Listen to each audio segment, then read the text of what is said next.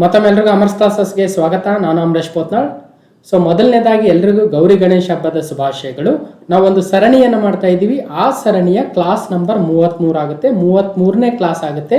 So ಮುಂದೆ ಬರ್ತಕ್ಕಂಥ ಎಲ್ಲ ಸ್ಪರ್ಧಾತ್ಮಕ ಪರೀಕ್ಷೆಗಳಿಗೆ ಅನುಕೂಲ ಆಗ್ತಕ್ಕಂಥ ಒಂದು ವಿಡಿಯೋ ಸರಣಿ ಆಗುತ್ತೆ. ಹಾಗಾದ್ರೆ ಈ ಒಂದು ವಿಡಿಯೋದಲ್ಲಿ ನಾವು 2021 ಸೆಪ್ಟೆಂಬರ್ ತಿಂಗಳ ಮೊದಲನೇ ವಾರದ ಪ್ರಮುಖ ಪ್ರಚಲಿತ ಘಟನೆಗಳನ್ನ ನೋಡ್ತಾ ಹೋಗೋಣ. ಸೊ ಬಹಳಷ್ಟು ಜನ ರಿಕ್ವೆಸ್ಟ್ ಮಾಡ್ತಾ ಇದ್ರಿ, ಸರ್ ನಾವು ಟೋಕಿಯೋ ಒಲಿಂಪಿಕ್ಸ್ ಮೇಲೆ ಹೇಗೆ ಒಂದು ಕಂಪ್ಲೀಟ್ ವಿಡಿಯೋ ಕೊಟ್ಟಿದ್ರಿ, ಅದೇ ತರ ಟೋಕಿಯೋ ಪ್ಯಾರಾ ಒಲಿಂಪಿಕ್ಸ್ ಮೇಲೆ ಒಂದು ವಿಡಿಯೋ ಮಾಡಿ ಅಂತ ಕೇಳ್ತಾ ಇದ್ರಿ. ನೋಡಿ, ಪ್ಯಾರಾ ಒಲಿಂಪಿಕ್ಸ್ ಅಷ್ಟೊಂದು ಇಂಪಾರ್ಟೆಂಟ್ ಆಗಲ್ಲ. ಟೋಕಿಯೋ ಸಮ್ಮರ್ ಒಲಿಂಪಿಕ್ಸ್ ಏನ್ ನಡೆದಿತ್ತು, ಭಾರತ 7 ಪದಕಗಳನ್ನು ಏನ್ ಗೆದ್ದಿತ್ತು, ಅದು ಇಂಪಾರ್ಟೆಂಟ್ ಆಗುತ್ತೆ. ಸೊ ಹಾಗಾಗಿ ಸಮ್ಮರ್ ಒಲಿಂಪಿಕ್ಸ್ ಇಂಪಾರ್ಟೆಂಟ್, ಅದ್ರ ಬಗ್ಗೆ ಸಪ್ರೇಟ್ ವಿಡಿಯೋ 1 hour ಮೇಲೆ ಇದೆ, ಅದನ್ನ ನೀವು ಆಲ್ರೆಡಿ ನೋಡಿರ್ತೀರ. ಅದೇ ತರ ಪ್ಯಾರಾ ಒಲಿಂಪಿಕ್ಸ್ ಬಗ್ಗೆ ಆಲ್ರೆಡಿ ಕಳೆದ ಒಂದು ವಾರದಲ್ಲಿ ನಾನು ಕವರ್ ಮಾಡಿದ್ದೀನಿ, ಮತ್ತು ಈ ವಾರದ ಕರೆಂಟ್ ಇವೆಂಟ್ಸ್ ಅಲ್ಲಿ ಕೂಡ ಕವರ್ ಮಾಡಿದ್ರೆ ಅಷ್ಟು ಸಾಕು ಅನ್ಸುತ್ತೆ ನನ್ನ ಅಭಿಪ್ರಾಯದಲ್ಲಿ. ಓಕೆ, ಹಾಗಾದ್ರೆ ಈ ವಾರ ನಾವು ನೋಡಿ ಟೋಕಿಯೋ ಒಲಿಂಪಿಕ್ಸ್ ಅನ್ನ ಕಂಪ್ಲೀಟ್ ಆಗಿ ಒಂದು ಕವರ್ ಮಾಡ್ತಾ ಹೋಗ್ತೀನಿ. ಭಾರತ ಒಂದು ಪ್ಯಾರಾ ಒಲಿಂಪಿಕ್ಸ್ ಇತಿಹಾಸದಲ್ಲಿ ಅತ್ಯಧಿಕ ಮೆಡಲ್ಗಳನ್ನ 19 ಮೆಡಲ್ಗಳನ್ನ ಈ ಒಂದು ಒಲಿಂಪಿಕ್ಸ್ ಅಲ್ಲಿ ಗೆದ್ದಿದೆ, ಪ್ಯಾರಾ ಒಲಿಂಪಿಕ್ಸ್ ಅಲ್ಲಿ. ಹಾಗಾದ್ರೆ ಅದ್ರ ಬಗ್ಗೆ ಒಂದು ಕಂಪ್ಲೀಟ್ ಡೀಟೇಲ್ಸ್ ಅನ್ನ ಇಲ್ಲಿ ಕೊಡ್ತಾ ಹೋಗ್ತೀನಿ ನಾನು. ಎಷ್ಟು ಪದಕಗಳು ಮತ್ತು ಭಾರತದ ಪರ ಪದಕ ಗೆದ್ದಿರ್ತಕ್ಕಂಥವ್ರು ಯಾರು, 2 ಪದಕ ಗೆದ್ದವ್ರು ಯಾರು, ಅವೆಲ್ಲ ದಾಖಲೆಗಳನ್ನು ಹೇಳ್ತಾ ಹೋಗ್ತೀನಿ. ಜೊತೆಗೆ ಸೊ ಇನ್ನಷ್ಟು ವಿಚಾರಗಳನ್ನು ಇವತ್ತಿನ ಈ ವಿಡಿಯೋದಲ್ಲಿ ಬಹಳ ಇಂಪಾರ್ಟೆಂಟ್ ಆಗಿದ್ದಾವೆ, ನೋಡ್ತಾ ಹೋಗೋಣ. ಓಕೆ, ನೋಡಿ, ರಾಮನ್ ಮ್ಯಾಗ್ಸೆಸೆ ಅವಾರ್ಡ್ ಇದೆ, ಲಡಾಖ್ನ ರಾಜ್ಯ ಪ್ರಾಣಿ ಮತ್ತು ರಾಜ್ಯ ಪಕ್ಷಿ ಘೋಷಣೆ ಆಗಿದ್ದಾವೆ. ಇವೆಲ್ಲವೂ ಕೂಡ ಕೇಳ್ತಕ್ಕಂಥ ಪ್ರಶ್ನೆಗಳೇ ಆಗ್ತವೆ. ಹಾಗಾದ್ರೆ ಇವತ್ತಿನ ಈ ಒಂದು ವಿಡಿಯೋದಲ್ಲಿ ನಾವು ಇಂಪಾರ್ಟೆಂಟ್ ಆಗಿರ್ತಕ್ಕಂಥ ಟಾಪಿಕ್ಸ್ ಅಂದ್ರೆ ರಾಮನ್ ಮ್ಯಾಗ್ಸೆಸೆ ಪ್ರಶಸ್ತಿ 2021 ಅನೌನ್ಸ್ ಆಗಿದೆ, 5 ವಿಜೇತರ ಘೋಷಣೆ ಆಗಿದೆ. ಹಾಗಾದ್ರೆ ಯಾರ್ಯಾರಿಗೆ, ಇದು ಬಹಳ ಫಿಕ್ಸ್ ಕ್ವಶನ್ ಆಗುತ್ತೆ. ನೆಕ್ಸ್ಟ್, ಲಡಾಖ್ನ ಹೊಸ ರಾಜ್ಯ ಪ್ರಾಣಿ ಮತ್ತು ರಾಜ್ಯ ಪಕ್ಷಿ. ನೋಡಿ, ಲಡಾಖ್ ಬಗ್ಗೆ ಪ್ರತಿ ಪ್ರಶ್ನೆ ಪತ್ರಿಕೆಯಲ್ಲಿ ಒಂದೊಂದು ಪ್ರಶ್ನೆ ಬರ್ತಾನೆ ಇದೆ. ಸೊ ಈಗ ಹೊಸ ಒಂದು ಕ್ವಶನ್ ಫ್ರೇಮ್ ಆಗ್ಬಹುದು. ಅಮೆಜಾನ್ ಇಂಡಿಯಾದಿಂದ ಕಿಸಾನ್ ಸ್ಟೋರ್ ಆರಂಭ, ಭಾರತದ ಮೊದಲ ಡುಗಾಂಗ್ ಸಂರಕ್ಷಣಾ ಮೀಸಲು ಡುಗಾಂಗ್ ಕನ್ಸರ್ವೇಷನ್ ರಿಸರ್ವ್ ತಮಿಳುನಾಡು ಸ್ಥಾಪನೆ ಮಾಡ್ತಾ ಇದೆ. ಎಲ್ಲಿ ಮತ್ತು ಡುಗಾಂಗ್ ಅಂದ್ರೇನು, ಅದರ ವಿಶೇಷತೆ ಏನು, IAS ಕ್ವಶನ್ ಪೇಪರ್ ಅಲ್ಲಿ ಲಾಸ್ಟ್ ಟೈಮ್ ಡುಗಾಂಗ್ ಮೇಲೆ ಒಂದು ಪ್ರಶ್ನೆ ಬಂದಿತ್ತು. ಆ ಪ್ರಶ್ನೆ ಹೇಳ್ತಾ ಇದನ್ನು ಕೂಡ ಕಂಪ್ಲೀಟ್ ಮಾಡೋಣ. Next, Tokyo para Olympics 2020. So ಇದ್ರ ಬಗ್ಗೆ ಕಂಪ್ಲೀಟ್ ಅಪ್ಡೇಟ್ ಕೊಡ್ತಾ ಇದ್ದೀನಿ.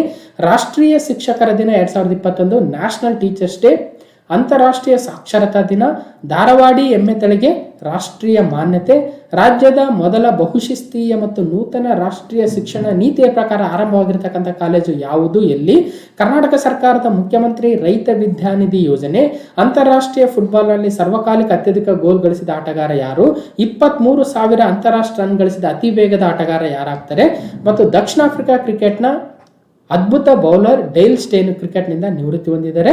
20 ವರ್ಷಗಳ ಅಫ್ಘಾನ್ ಯುದ್ಧದಲ್ಲಿ ಅಮೆರಿಕದ ನಷ್ಟ ಎಷ್ಟಾಯಿತು, ಅಫ್ಘಾನಿಸ್ತಾನವು ಕೆಳಗಿನ ಯಾವ ಸಂಘಟನೆಯ ಭಾಗವಾಗಿದೆ, ಕನ್ನಡ ಸಾಹಿತ್ಯ ಪರಿಷತ್ನ ಅಧ್ಯಕ್ಷ ಮನು ಬಳಿಗಾರಿಗ ನಿವೃತ್ತಿ ಆಗ್ತಾ ಇದ್ದಾರೆ. ಇತ್ತೀಚಿನ IUCN ಕೆಂಪು ಪಟ್ಟಿ, IUCN ರೆಡ್ ಲಿಸ್ಟ್ ಅಂತ ಕರಿತೀವಿ, ಅದರ ಪ್ರಕಾರ 900ಕ್ಕೂ ಹೆಚ್ಚು ಜಾತಿಯ ಪ್ರಾಣಿಗಳು ಅಳಿವಿನಂಚಿನಲ್ಲಿದ್ದಾವೆ. ಅದರಲ್ಲಿ ಹೊಸದಾಗಿ ಸೇರ್ಪಡೆ ಆಗಿರ್ತಕ್ಕಂಥವು ಯಾವುವು, ಅವು ಯಾಕೆ ಸುದ್ದಿಲಿದ್ದಾವೆ ನೋಡ್ತಾ ಹೋಗೋಣ. ಜೊತೆಗೆ ಆಗಸ್ಟ್ನಲ್ಲಿ GST ಸಂಗ್ರಹ 1 ಲಕ್ಷ ಕೋಟಿಗೂ ರೂಪಾಯಿಗೂ ಅಧಿಕವಾಗ್ತಾ ಇದೆ, ಯಾಕಂದ್ರೆ ಲಾಕ್ಡೌನ್ ಕ್ಲಿಯರ್ ಆಗಿ ಮಾಡಿದ್ರು. ನೆಕ್ಸ್ಟ್, ಜಪಾಡ್ ಅಂತಕ್ಕಂಥ ಒಂದು ಮಿಲಿಟರಿ ವ್ಯಾಯಾಮವನ್ನ, ಸಮರಾಭ್ಯಾಸವನ್ನ ಭಾರತ ಯಾವುಗಳ ಒಂದು ಜೊತೆಗೂಡಿ ಮಾಡ್ತಾ ಇದೆ, ಮತ್ತು ಆ ಒಂದು ಸಮರಾಭ್ಯಾಸ ಎಲ್ಲಿ ನಡೀತಾ ಇದೆ.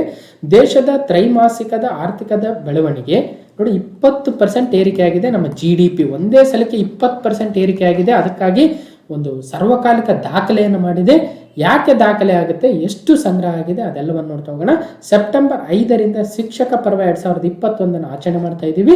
ವಿಶ್ವ ಸಾಮಾಜಿಕ ಭದ್ರತಾ ವರದಿ 2020-22, ಈ ಒಂದು ವರ್ಲ್ಡ್ ಸೋಷಿಯಲ್ ಪ್ರೊಟೆಕ್ಷನ್ ರಿಪೋರ್ಟ್ ಅನ್ನ ಯಾರು ನೀಡ್ತಾರೆ ಮತ್ತು ಇದರಲ್ಲಿ ಏನು ಪ್ರಮುಖವಾಗಿರ್ತಕ್ಕಂಥ ಅಂಶಗಳು. ಜೊತೆಗೆ ಬಯೋಲಾಜಿಕಲ್ ಅಂತಕ್ಕಂಥ ಕಂಪನಿ ಕಾರ್ಬೆವ್ಯಾಕ್ಸ್ ಅನ್ನುವ ಲಸಿಕೆಯ ಟ್ರಯಲ್ಸ್ಗೆ ಈಗ ಅನುಮತಿಯನ್ನು ಪಡೆದಿದೆ. ಹೀಗೆ ಈ ಎಲ್ಲ ಅಂಶಗಳೊಂದಿಗೆ ಒಟ್ಟು 25ಕ್ಕೂ ಅಧಿಕ ನಾವು ಕರೆಂಟ್ ಇವೆಂಟ್ಸ್ಗಳನ್ನು, ಕರೆಂಟ್ ಅಫೇರ್ಸ್ಗಳನ್ನು ಇವತ್ತಿನ ಈ ಒಂದು ವಿಡಿಯೋದಲ್ಲಿ ನೋಡ್ತಾ ಹೋಗೋಣ. ಓಕೆ, ನೋಡಿ, ಸೆಪ್ಟೆಂಬರ್ 2021 ಮೊದಲನೇ ವಾರದ ಕರೆಂಟ್ ಅಫೇರ್ಸ್ ಆಗುತ್ತೆ. ಸೊ ಇಲ್ಲಿ ನನ್ನ ಒಂದು ಕಿರುಪರಿಚಯ ಇದೆ, ನಿಮಗೆಲ್ಲ ಆಲ್ರೆಡಿ ಗೊತ್ತಿದೆ. So let's move on. ನೋಡಿ, ನಾವು ಒಂದು ಪ್ಲೇ ಲಿಸ್ಟನ್ನು ಕ್ರಿಯೇಟ್ ಮಾಡ್ತಾ ಇದ್ದೀವಿ ಅಂತ ಹೇಳ್ತಾ ಇದ್ವಿ. Amar's classes for PC, PSI, SDA, group C ಮತ್ತು ಇನ್ನಿತರ ಎಲ್ಲ ಪರೀಕ್ಷೆಗಳ ಅನುಕೂಲ ಆಗ್ತಕ್ಕಂಥ ಒಂದು ವಿಡಿಯೋ ಸರಣಿ. ಆ ವಿಡಿಯೋ ಸರಣಿಯ GK ಸೀರೀಸಲ್ಲಿ ಆಲ್ರೆಡಿ ನೋಡಿದ್ವಿ, ಕರೆಂಟ್ ಅಫೇರ್ಸ್ ನೋಡಿದ್ವಿ, ಕಂಪ್ಯೂಟರ್ ಸೀರೀಸ್ ನೋಡಿದ್ವಿ, ಎನ್ವಿರಾನ್ಮೆಂಟ್ ಸೀರೀಸ್ ನೋಡಿದ್ವಿ, ಜಿಯೋಗ್ರಫಿ ಸೀರೀಸ್ ನೋಡಿದ್ವಿ, ಎಕನಾಮಿಕ್ ಸೀರೀಸ್ ನೋಡಿದ್ವಿ. ಈಗ 33ನೇ ಕ್ಲಾಸ್ ಆಗುತ್ತೆ. ಇದರಲ್ಲಿ ಕರೆಂಟ್ ಅಫೇರ್ಸ್ ಸೀರೀಸ್ನ ಕಂಟಿನ್ಯೂ ಮಾಡ್ತಾ ಇದ್ದೀವಿ. ಸೆಪ್ಟೆಂಬರ್ 2021 ಪ್ರಮುಖ ಪ್ರಚಲಿತ ಘಟನೆಗಳನ್ನು ಕೂಡ ನೋಡ್ತಾ ಇದ್ದೀವಿ. ಸೊ ಬಹಳಷ್ಟು ಜನ ಕೇಳ್ತಾ ಇದ್ರಿ, ಸರ್ ಜನವರಿ 2021 ಕ್ವಿಕ್ ಗ್ಲಾನ್ಸ್ ಆಗಿದೆ, ಫೆಬ್ರವರಿದು ಕ್ವಿಕ್ ಗ್ಲಾನ್ಸ್ ಆಗಿದೆ, ಮಾರ್ಚ್ದು ಕ್ವಿಕ್ ಗ್ಲಾನ್ಸ್ ಆಗಿದೆ, ಜೊತೆಗೆ ಏಪ್ರಿಲ್ದು ಕೂಡ ಆಗಿದೆ. ಅದೇ ಥರ ಮೇ, ಜೂನ್, ಜೂಲೈ ಮತ್ತು ಆಗಸ್ಟ್ ನಿಮ್ಮ ಎಕ್ಸಾಮ್ಸ್ ಇನ್ನೇನು ಹತ್ರ ಇದ್ದಾವೆ. ಸೊ ಭಾಳ ಜನ ರಿಕ್ವೆಸ್ಟ್ ಮಾಡ್ತಾ ಇರೋದ್ರಿಂದ ನೋಡ್ತೀನಿ ಈ ಮಂತ್ಗಳಲ್ಲಿ ವೆರಿ ಇಂಪಾರ್ಟೆಂಟ್ ಆಗಿರ್ತಕ್ಕಂಥ ಕ್ವಶನ್ಸ್ನಾದರೂ ಮತ್ತೆ ಡಿಸ್ಕಸ್ ಮಾಡ್ತಕ್ಕಂಥ ಒಂದು ಪ್ರಯತ್ನವನ್ನು ಮಾಡ್ತೀನಿ. ಓಕೆ, ಸೊ ಹಾಗಾದರೆ ಸೆಪ್ಟೆಂಬರ್ 2021 ಮೊದಲನೇ ವಾರದ ಮೊದಲನೇ ಪ್ರಶ್ನೆ, ರಾಮನ್ ಮ್ಯಾಗ್ಸೆಸೆ ಅವಾರ್ಡ್ ಬಹಳ ಇಂಪಾರ್ಟೆಂಟ್ ಆಗುತ್ತೆ. ಈ ಒಂದು ಅವಾರ್ಡ್ಗಳನ್ನು 5 ವಿಜೇತರಿಗೀಗ ಘೋಷಣೆ ಮಾಡಿದ್ದಾರೆ. ಸೊ ಮೊದಲನೇದು ನಾವು ರಾಮನ್ ಮ್ಯಾಗ್ಸೆಸೆ ಅವಾರ್ಡನ್ನು ಯಾವ ದೇಶ ಎಲ್ಲಿ ನೀಡ್ತಾರೆ, ಯಾಕೆ ನೀಡ್ತಾರೆ ಅಂತ ನೋಡಿ ಆಮೇಲೆ ಈ ಸ್ಲೈಡಿಗೆ ಬರೋಣ. ಸೊ ಮೊದಲನೇದು ರಾಮನ್ ಮ್ಯಾಗ್ಸೆಸೆ ಅವಾರ್ಡು ಏನಿದು, ಯಾಕೆ ನೀಡ್ತಾರೆ. ಓಕೆ ನೋಡಿ, ಫಿಲಿಪೈನ್ಸ್ ದೇಶದವ್ರು ನೀಡ್ತಕ್ಕಂಥ ಒಂದು ಅವಾರ್ಡ್ ಆಗುತ್ತೆ. ಓಕೆ, ಇದನ್ನು ರಾಮನ್ ಮ್ಯಾಗ್ಸೆಸೆ ಅವಾರ್ಡ್ ಫೌಂಡೇಶನ್ ಅವರು 1958ರಿಂದ ನೀಡ್ತಾ ಬರ್ತಾ ಇದ್ದಾರೆ. ಯಾವ ಒಂದು ಕ್ಷೇತ್ರದಲ್ಲಿ ಸಾಧನೆ ಮಾಡಿರ್ತಕ್ಕಂಥವ್ರಿಗೆ ನೀಡ್ತಾ ಬರ್ತಾ ಇದ್ದಾರೆ ಅಂದರೆ ನೋಡಿ, ಗವರ್ನಮೆಂಟ್ ಸರ್ವಿಸು, ನೋಡಿ ಪಬ್ಲಿಕ್ ಸರ್ವಿಸು ಮತ್ತು ಕಮ್ಯುನಿಟಿ ಲೀಡರ್ಶಿಪ್ಪು, ಪತ್ರಿಕೋದ್ಯಮ, ಸಾಹಿತ್ಯ, ಹೀಗೆ ಹಲವಾರು ಕ್ಷೇತ್ರಗಳು ನೋಡಿ, ಶಾಂತಿ ಇದೆ ಅಥವಾ ಇಂಟರ್ನ್ಯಾಷನಲ್ ಅಂಡರ್ಸ್ಟ್ಯಾಂಡಿಂಗ್, ಹೀಗೆ ಹಲವಾರು ಕ್ಷೇತ್ರಗಳಲ್ಲಿ ಗಣನೀಯ ಸೇವೆ ಸಲ್ಲಿಸಿರ್ತಕ್ಕಂಥ ಏಷ್ಯಾದವರಿಗೆ ಅಂದರೆ ನಮ್ಮ ಏಷ್ಯಾ ಖಂಡದವರಿಗೆ ಮಾತ್ರ ನೀಡ್ತಕ್ಕಂಥ ಪ್ರಶಸ್ತಿ ಆಗಿದೆ. ಏಷ್ಯಾದ ನೊಬೆಲ್ ಅಂತಲೇ ಕರಿತೀವಿ ನಾವು ರಾಮನ್ ಮ್ಯಾಗ್ಸೆಸೆ ಅವಾರ್ಡನ್ನು. ಹಾಗಾದ್ರೆ ಈ ಒಂದು ರಾಮನ್ ಮ್ಯಾಗ್ಸೆಸೆ ಅವಾರ್ಡನ್ನು ಈ ವರ್ಷ ಯಾರ್ಯಾರಿಗೆ ಕೊಟ್ಟಿದ್ದಾರೆ ಅಂತ ನೋಡ್ತಾ ಹೋಗೋಣ. ನೋಡಿ, proud to be a Asian 63ನೇ Raman Magsaysay awards, Asia's premier prize and highest honour. ನೋಡಿ, ಏಷ್ಯಾದ ಒಂದು ನೊಬೆಲ್ ಅಂತ ಕರಿತೀವಿ, ಏಷ್ಯಾದ ಅತ್ಯುನ್ನತ ಗೌರವ ಅಂದರೆ ಅದು ರಾಮನ್ ಮ್ಯಾಗ್ಸೆಸೆ ಅವಾರ್ಡು. ಆ ಒಂದು ಅವಾರ್ಡನ್ನು ಪಡೆಯೋದು ಅಂದರೆ ಒಂದು ಒಳ್ಳೆಯ ಸಾಧನೆಯನ್ನು ಮಾಡಿರಬೇಕಾಗುತ್ತೆ. ಹಾಗಾದರೆ ಈ ವರ್ಷ ಒಟ್ಟು 5 ಒಂದು ಜನರಿಗೆ ವಿಜೇತರನ್ನು ಘೋಷಣೆ ಮಾಡಿರ್ತಕ್ಕಂಥದ್ದು. ಅದರಲ್ಲಿ ಫಿರ್ದೋಸಿ ಖಾದ್ರಿ, ಇವರು ಬಾಂಗ್ಲಾದೇಶದವರು. ಇವರು ಲಸಿಕೆಗಳನ್ನು ಕಂಡುಹಿಡಿದಿರು ಅವರ ಸಾಧನೆಗಾಗಿ ಫಿರ್ದೋಸಿ ಖಾದ್ರಿ ಬಾಂಗ್ಲಾದೇಶದವರಿಗೆ ಈ ಒಂದು ಪ್ರಶಸ್ತಿಯನ್ನು ಮೊದಲನೇ ಪ್ರಶಸ್ತಿ ಆಗುತ್ತೆ ರಾಮನ್ ಮ್ಯಾಗ್ಸೆಸೆ. ಹಾಗಾದರೆ ಏನು ಮಾಡಿದ್ದಾರೆ ಏನಂತ ನೋಡ್ತಾ ಹೋಗೋಣ. ನೆಕ್ಸ್ಟು ರಾಬರ್ಟ್ ಬಾಲನ್, ನೋಡಿ ಫಿಲಿಪೈನ್ಸ್ ಅವರು, ಇವರು ರಾಬರ್ಟ್ ಬ್ಯಾಲನ್, ಫಿಶರ್ ಮ್ಯಾನ್ ಒಬ್ಬ ಮೀನುಗಾರರು ಮತ್ತು ಪರಿಸರವಾದಿಗಳು ರಾಬರ್ಟ್ ಬ್ಯಾಲನ್ ಅವರು ಎರಡನೇವರಾದರು. ಇನ್ನು ಮೂರನೇವರು ಸ್ಟೀವನ್ ಮುನ್ಸಿ, ಸೌತ್ ಈಸ್ಟ್ ಏಷ್ಯಾದಲ್ಲಿ ಒಬ್ಬ ಮಾನವತಾವಾದಿ ಮತ್ತು ಶಾಂತಿ ದೂತ ಅಂತ ಕರಿತೀವಿ ಸ್ಟೀವನ್ ಮುನ್ಸಿರವರು. ಇವರೇನು ಕಾರ್ಯಕ್ರಮಗಳನ್ನು ಮಾಡಿದ್ದಾರೆ ಮುಂದೆ ನೋಡೋಣ. ನೆಕ್ಸ್ಟು ಮೊಹಮ್ಮದ್ ಅಮ್ಜಾದ್ ಸಾಕಿಬ್, ಪಾಕಿಸ್ತಾನದವರು, ಬಡತನವನ್ನು ನಿರ್ಮೂಲನೆ ಮಾಡಲು ಬಹಳಷ್ಟು ಪ್ರಯತ್ನಗಳನ್ನು ಮಾಡ್ತಾ ಇದ್ದಾರೆ. ಮೊಹಮ್ಮದ್ ಅಮ್ಜಾದ್ ಸಾಕಿಬ್ ಪಾಕಿಸ್ತಾನದವರು. ಇನ್ನೊಂದು ಸಂಸ್ಥೆ ಇದೆ, ವಾಚ್ ಡಾಕ್ ಅಂತಕ್ಕಂಥ ಸಂಸ್ಥೆ, ಇಂಡೋನೇಷ್ಯಾದ ಒಂದು ಡಾಕ್ಯುಮೆಂಟ್ರಿಗಳನ್ನು ಕ್ರಿಯೇಟ್ ಮಾಡ್ತಕ್ಕಂಥ ಒಂದು ಸಂಸ್ಥೆ ವಾಚ್ ಡಾಕ್, ಡಾಕ್ಯುಮೆಂಟ್ರಿ ಮೇಕರ್ ಈ ಒಂದು ಸಂಸ್ಥೆ. ಹೀಗೆ ಒಟ್ಟು 5 ವಿಜೇತರನ್ನು ಘೋಷಣೆ ಮಾಡಿದ್ದಾರೆ. ಯಾರ್ಯಾರು ನೋಡಿ, ಫಿರ್ದೋಸಿ ಖಾದ್ರಿ, ರಾಬರ್ಟ್ ಬ್ಯಾಲನ್, ಸ್ಟೀವನ್ ಮುನ್ಸಿ, ಮೊಹಮ್ಮದ್ ಅಮ್ಜಾದ್ ಸಾಕಿಬ್ ಮತ್ತು ವಾಚ್ ಡಾಕ್. ಈಗ ಪೇಪರಲ್ಲಿ ಬಂದಿರತಕ್ಕಂಥ ಆರ್ಟಿಕಲ್ನ ನೋಡಿದಾಗ ಕ್ಲಿಯರ್ ಆಗುತ್ತೆ. ಸೊ ಏನಿದೆ ಪೇಪರಲ್ಲಿ ಆರ್ಟಿಕಲ್ ನೋಡ್ತಾ ಹೋಗೋಣ. ನೋಡಿ, ವಿವಿಧ ಕ್ಷೇತ್ರಗಳಲ್ಲಿ ಸಾಧನೆ ಮಾಡಿದ 4 ಮತ್ತು 1 ಸಂಸ್ಥೆಗೆ ಈ ಒಂದು ಪ್ರಶಸ್ತಿ ಪ್ರಕಟ ಆಗಿರ್ತಕ್ಕಂಥದ್ದು. ಬಾಂಗ್ಲಾದೇಶದ ಲಸಿಕಾ ವಿಜ್ಞಾನಿಗೆ ಮ್ಯಾಗ್ಸೆಸೆ, ಅವರು ಬಹಳ ಫೇಮಸ್, ಅದಕ್ಕೋಸ್ಕರ ಈಗ ಸುದ್ದಿಲಿದ್ದಾರೆ. ನೋಡಿ, ಬಾಂಗ್ಲಾದೇಶದ ವಿಜ್ಞಾನಿ ಫಿರ್ದೋಸಿ ಖಾದ್ರಿ ಅವರು ಢಾಕಾದಲ್ಲಿ ವ್ಯಕ್ತಿಯೊಬ್ಬರಿಗೆ ಲಸಿಕೆಯನ್ನು ಹಾಕ್ತಾ ಇರ್ತಕ್ಕಂಥದ್ದು. ಹಾಗಾದರೆ ಇವರು ಲಸಿಕೆಯನ್ನು ಕಂಡುಹಿಡಿದಿರ್ತಕ್ಕಂಥ ಒಬ್ಬ ಮಹಿಳೆ ಆಗ್ತಾರೆ. ವಿವಿಧ ಕ್ಷೇತ್ರಗಳಲ್ಲಿ ಮಹತ್ವದ ಸಾಧನೆ ಮಾಡಿದ 4 ಮತ್ತು 1 ಸಂಸ್ಥೆಯನ್ನು 2021ನೇ ಸಾಲಿನ ರಾಮನ್ ಮ್ಯಾಗ್ಸೆಸೆ ಪ್ರಶಸ್ತಿಗೆ ಆಯ್ಕೆ ಮಾಡಲಾಗಿದೆ. ಕಾಲರಾ ವಿರುದ್ಧ ಕಡಿಮೆ ದರದ ಲಸಿಕೆ ಅಭಿವೃದ್ಧಿಪಡಿಸಿದ ಬಾಂಗ್ಲಾದೇಶದ ವಿಜ್ಞಾನಿ ಫಿರ್ದೋಸಿ ಖಾದ್ರಿ, ನೋಡಿ ಕಾಲರಾ ವಿರುದ್ಧ ಮತ್ತು ಟೈಫಾಯ್ಡ್ಗೆ ಕೈಗೆಟುಕುವ ದರದ ಲಸಿಕೆಯನ್ನು ಅಭಿವೃದ್ಧಿಪಡಿಸಿರ್ತಕ್ಕಂಥ ವಿಜ್ಞಾನಿ ಫಿರ್ದೋಸಿ ಖಾದ್ರಿರವರು. ನೆಕ್ಸ್ಟ್, ಪಾಕಿಸ್ತಾನದ ಮೈಕ್ರೋಫೈನಾನ್ಸ್ ಪ್ರವರ್ತಕ ಮೊಹಮ್ಮದ್ ಅಮ್ಜದ್ ಸಾಕಿಬ್, ಫಿಲಿಪೈನ್ಸ್ನ ಮೀನುಗಾರ ರಾಬರ್ಟ್ ಬಲ್ಲೂನ್, ಅಮೆರಿಕದ ಸೈಮನ್ ಸ್ಟೀವನ್ ಮುನ್ಸಿ, ಇಂಡೋನೇಷ್ಯಾದ ಸಾಕ್ಷಾತ್ ಚಿತ್ರ ನಿರ್ಮಿಸುವ ವಾಚ್ ಡಾಕ್ಗೆ ಈ ಪ್ರಶಸ್ತಿಯನ್ನು ನೀಡಲಾಗಿದೆ. ಒಟ್ಟು 5 ಪ್ರಶಸ್ತಿಗಳು, ಅದರಲ್ಲಿ 4 ವ್ಯಕ್ತಿಗಳಿಗೆ ಮತ್ತು 1 ಸಂಸ್ಥೆಗೆ ಅಂತಕ್ಕಂಥದ್ದು ನೆನ್ಪಿಡೋಣ. ಕಾಲರಾ ಮತ್ತು ಟೈಫಾಯ್ಡ್ಗೆ ಕೈಗೆಟುಕುವ ದರದ ಲಸಿಕೆ ಅಭಿವೃದ್ಧಿಪಡಿಸುವಲ್ಲಿ ಖಾದ್ರಿ ಮಹತ್ವದ ಪಾತ್ರ ವಹಿಸಿದ್ದಾರೆ. ಖಾದ್ರಿ ಅವರು ನೀಡಿದ ಕೊಡುಗೆಯನ್ನು ಪರಿಗಣಿಸಿ ಈ ಪ್ರಶಸ್ತಿಯನ್ನು ನೀಡಲಾಗಿದೆ ಎಂದು ರಾಮನ್ ಮ್ಯಾಗ್ಸೆಸೆ ಪ್ರತಿಷ್ಠಾನ ಈ ಒಂದು ವಿಷಯವನ್ನು ಹೇಳಿರ್ತಕ್ಕಂಥದ್ದು. ಓಕೆ, ಇನ್ನು ನೆಕ್ಸ್ಟು ನೋಡಿ, ಮೈಕ್ರೋ ಫೈನಾನ್ಸ್ ಯೋಜನೆಯ ಮೂಲಕ ನೆರವಾಗುತ್ತಿರುವ ಪಾಕಿಸ್ತಾನದ ಮೊಹಮ್ಮದ್ ಅಮ್ಜದ್ ಸಾಕಿಬ್ ಅವರು ಲಕ್ಷಾಂತರ ಕುಟುಂಬಗಳ ಅಭಿವೃದ್ಧಿಗೆ ಕಾರಣರಾಗಿದ್ದಾರೆ. ಯಾರು? ಮೊಹಮ್ಮದ್ ಅಮ್ಜದ್ ಸಾಕಿಬ್ ರವರು. ಓಕೆ, ಅಕುವಾಟ್ ಸಂಸ್ಥೆ ಮೂಲಕ ಈ ಯೋಜನೆ ಆರಂಭಿಸಿ 2 ದಶಕಗಳಾಗಿವೆ. ಈಗ ದೇಶದ ಬೃಹತ್ ಮೈಕ್ರೋ ಫೈನಾನ್ಸ್ ಸಂಸ್ಥೆಯಾಗಿ ಬೆಳೆದಿದ್ದು $90 ಕೋಟಿ ಸಾಲ ವಿತರಿಸಿದೆ. 100% ಸಾಲ ಮರುಪಾವತಿಯಾಗಿದೆ ಎಂದು ಫೌಂಡೇಶನ್ ತಿಳಿಸಿದೆ. ಏನೇನು ನೆನ್ಪಿಡ್ಬೇಕು ಅಂದ್ರೆ ನೋಡಿ, ಮೊಹಮ್ಮದ್ ಅಮ್ಜದ್ ಸಾಕಿಬ್ ರವರು ಪಾಕಿಸ್ತಾನದವರು ಮತ್ತು ಅವರು ಯಾವ ಒಂದು ಕ್ಷೇತ್ರದ ಸಾಧನೆಗಾಗಿ ರಾಮನ್ ಮ್ಯಾಗ್ಸೆಸೆಯನ್ನು ಪಡೆದಿದ್ದಾರೆ ಅಂದ್ರೆ ಮೈಕ್ರೋ ಫೈನಾನ್ಸ್ ಯೋಜನೆ, ಒಂದು ಸಣ್ಣ ಹಣಕಾಸು ನೆರವನ್ನು ನೀಡಿ ಮತ್ತೆ ಅವರಿಗೆ ವಾಪಸ್ ಆ ಹಣವನ್ನು ತೆಗೆದುಕೊಂಡು ಬಡ ಜನರ ಒಂದು ಏಳಿಗೆಗಾಗಿ ಶ್ರಮಿಸ್ತಕ್ಕಂಥ ಸಂಸ್ಥೆ ಅಕುವಾಟ್ ಸಂಸ್ಥೆಯ ಮೂಲಕ ಈ ಒಂದು ಸಾಧನೆಯನ್ನು ಮಾಡಿರ್ತಕ್ಕಂಥವರು ಪಾಕಿಸ್ತಾನದ ಮೊಹಮ್ಮದ್ ಅಮ್ಜದ್ ಸಾಕಿಬ್ ರವರು. ಇನ್ನು ಫಿರ್ದೋಸಿ ಖಾದ್ರಿ ಅವ್ರ ಬಗ್ಗೆ ನೋಡಿದ್ವಿ. ಇನ್ನು 3ನೇವರು ನೋಡಿ, ಫಿಲಿಪೈನ್ಸ್ನ ಮೀನುಗಾರ ರಾಬರ್ಟ್ ಬಲ್ಲೋನ್. ಯಾರು? ರಾಬರ್ಟ್ ಬಲ್ಲೋನ್ ಅವರು ಫಿಲಿಪೈನ್ಸ್ನ ಮೀನುಗಾರರು. ಅವ್ರೇನು ಸಾಧನೆಯನ್ನು ಮಾಡಿದ್ದಾರೆ? ಯಾಕೆ ಇದನ್ನ ನೆನ್ಪಿಡ್ಬೇಕಂದ್ರೆ ಅವರ ಸಾಧನೆಯನ್ನ ನಾವು ನೋಡಿದಾಗ ಅಟ್ಲೀಸ್ಟ್ ಅವ್ರ ಹೆಸರಾದ ನೆನ್ಪಿಡುತ್ತೆ, ಅವರ ವೃತ್ತಿ ಪ್ರವೃತ್ತಿಗಳಾದ್ರೆ ನೆನ್ಪಿಡ್ತವೆ. ಫೈನಲಿ ನಮಗೆ ಎಕ್ಸಾಮಲ್ಲಿ ಮಾರ್ಕ್ಸ್ ಆನ್ಸರ್ ಮಾಡೋದಕ್ಕೆ ಈಸಿ ಆಗುತ್ತೆ. ಕೇವಲ 5 ಜನರ ಹೆಸರನ್ನ ನೆನ್ಪಿಟ್ಕೊಂಡು ಮುಂದೆ ಹೋದ್ರೆ ಡೆಫಿನೆಟ್ಲಿ ಕನ್ಫ್ಯೂಸ್ ಆಗುತ್ತೆ. ಅದಕ್ಕೋಸ್ಕರ ನನ್ನ ಸ್ಟ್ರಾಟಜಿ ಇದೇ ಥರ ಇರುತ್ತೆ. ನಾನು ಪಾಠಗಳನ್ನ ಮಾಡೋದು ಇದೇ ಥರ. ಸೊ ಭಾಳಷ್ಟು ಜನಕ್ಕೆ ಇದು ಸರಿ ಅನಿಸ್ಬೋದು. ಬರೀ ಹೆಸರುಗಳು ಹೇಳಿದರೆ ಅದು ನನಗೆ ಅಷ್ಟು ಸರಿ ಬರಲ್ಲ. ಹಾಗಾಗಿ ನಾನು ಕೆಲವೊಂದು ಡೀಟೇಲ್ಸ್ನ ಹೇಳ್ತೀನಿ. ಓಕೆ, ಸೊ ನಿಮ್ಗೆ ಅರ್ಥ ಆಗುತ್ತೆ ಅನ್ಕೊಳ್ತೀನಿ. ಫಿಲಿಪೈನ್ಸ್ನ ಮೀನುಗಾರ ರಾಬರ್ಟ್ ಬಲ್ಲೋನ್ ಅವರು ಸಂಕಷ್ಟದಲ್ಲಿದ್ದ ಮೀನುಗಾರಿಕಾ ಉದ್ಯಮಕ್ಕೆ ಪುನಶ್ಚೇತನ ನೀಡುವ ಮೂಲಕ ಮಹತ್ವದ ಕಾರ್ಯವನ್ನು ಕೈಗೊಂಡಿದ್ದಾರೆ. ಸರ್ಕಾರದ ನೆರವಿನೊಂದಿಗೆ ಬಲ್ಲೋನ್ ಮತ್ತು ಇತರ ಮೀನುಗಾರರು 500 ಹೆಕ್ಟೇರ್ ಪ್ರದೇಶದಲ್ಲಿ ಕಾಂಡ್ಲಾವನವನ್ನು ಅಭಿವೃದ್ಧಿಪಡಿಸಿದ್ದಾರೆ. ಇವರು ರಾಬರ್ಟ್ ಬಲ್ಲೋನ್ ಅವರ ಬಗ್ಗೆ ಸೊ ರಾಮನ್ ಮ್ಯಾಗ್ಸೆಸೆ ಅವಾರ್ಡಿ ಆಗ್ತಾರೆ. ಸೊ ನೆಕ್ಸ್ಟು, ನಿರಾಶ್ರಿತರಿಗೆ ನೆರವು ನೀಡುವ ಕಾರ್ಯದಲ್ಲಿ ಅಮೆರಿಕದ ಸ್ಟೀವನ್ ಮುನ್ಶಿ ತೊಡಗಿಸಿಕೊಂಡಿದ್ದಾರೆ. ಅಂದರೆ ನಿರಾಶ್ರಿತರಿಗೆ ಒಂದು ನೆರವನ್ನು ನೀಡ್ತಕ್ಕಂಥ ಮತ್ತು ನೈಸರ್ಗಿಕ ವಿಪತ್ತುಗಳಿಂದ ಸಂತ್ರಸ್ತರಾದವರಿಗೆ ಸಹಾಯ ಹಸ್ತವನ್ನು ಚಾಚಿದ್ದಾರೆ ಸ್ಟೀವನ್ ಮುನ್ಸಿರವರು. ಸೌತ್ ಏಷ್ಯಾದವರು ಮಾನವತಾವಾದಿ, ಹ್ಯುಮ್ಯಾನಿಟೇರಿಯನ್ ಮತ್ತು ಪೀಸ್ ಬಿಲ್ಡರ್, ಶಾಂತಿದೂತ, ಶಾಂತಿಯನ್ನು ನಿರ್ಮಾಣ ಮಾಡಲು ಬಹಳಷ್ಟು ಪ್ರಯತ್ನವನ್ನು ಮಾಡ್ತಾ ಇದ್ದಾರೆ. ಯಾರು? ಸ್ಟೀವನ್ ಮುನ್ಶಿರವರು, ಅಮೆರಿಕಾದವರು.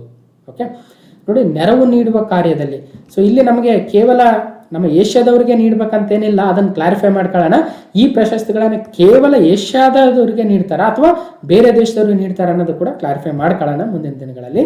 ನೆಕ್ಸ್ಟ್, ಸಾಕ್ಷ್ಯಚಿತ್ರ ನಿರ್ಮಾಣದಲ್ಲಿ ತೊಡಗಿರುವ ಇಂಡೋನೇಷ್ಯಾದ ವಾಚ್ ಡಾಗ್ ಮಾನವ ಹಕ್ಕುಗಳು ಮತ್ತು ಸಾಮಾಜಿಕ ನ್ಯಾಯ ಮತ್ತು ಪರಿಸರ ಕುರಿತ ವಿಷಯಗಳ ಬಗ್ಗೆ ಹೆಚ್ಚು ಗಮನವನ್ನು ಹರಿಸಿದೆ ವಾಚ್ ಡಾಗ್. ನೋಡಿ, ಸಾಕ್ಷ್ಯಚಿತ್ರಗಳನ್ನು, ಡಾಕ್ಯುಮೆಂಟ್ರಿಗಳನ್ನು ನಿರ್ಮಾಣ ಮಾಡ್ತಕ್ಕಂಥ ಕೆಲಸ. ಆ ಡಾಕ್ಯುಮೆಂಟ್ರಿಗಳ ಮೂಲಕ ಸಮಾಜದಲ್ಲಿ ಪರಿಸರದ ಬಗ್ಗೆ, ಮಾನವ ಹಕ್ಕುಗಳ ಬಗ್ಗೆ ಮತ್ತು ಸಾಮಾಜಿಕ ನ್ಯಾಯದ ಬಗ್ಗೆ ಅರಿವನ್ನು ಮೂಡಿಸ್ತಕ್ಕಂಥ ಪ್ರಯತ್ನವನ್ನು ಇಂಡೋನೇಷ್ಯಾದ ವಾಚ್ ಡಾಗ್ ಅಂತಕ್ಕಂಥ ಸಂಸ್ಥೆ. ನೋಡಿ, ಇಂಡೋನೇಷ್ಯಾದ ವಾಚ್ ಡಾಗ್, ಅಮೆರಿಕದ ಸ್ಟೀವನ್ ಮುನ್ಶಿ, ಓಕೆ, ಮತ್ತು ಬಲ್ಲೋನ್.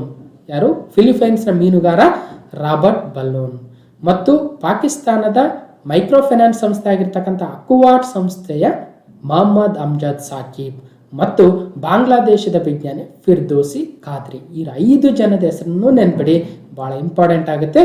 ಮತ್ತು ಈ ಒಂದು ಪ್ರಶಸ್ತಿಯನ್ನು ಸುಮಾರು 1957-58ನೇ ಸಾಲಿನಿಂದ ಕೊಡ್ತಾ ಬರ್ತಾ ಇದೆ ಫಿಲಿಪೈನ್ಸ್ನ ರಾಮನ್ ಮ್ಯಾಗ್ಸೆಸೆ ಪ್ರತಿಷ್ಠಾನ.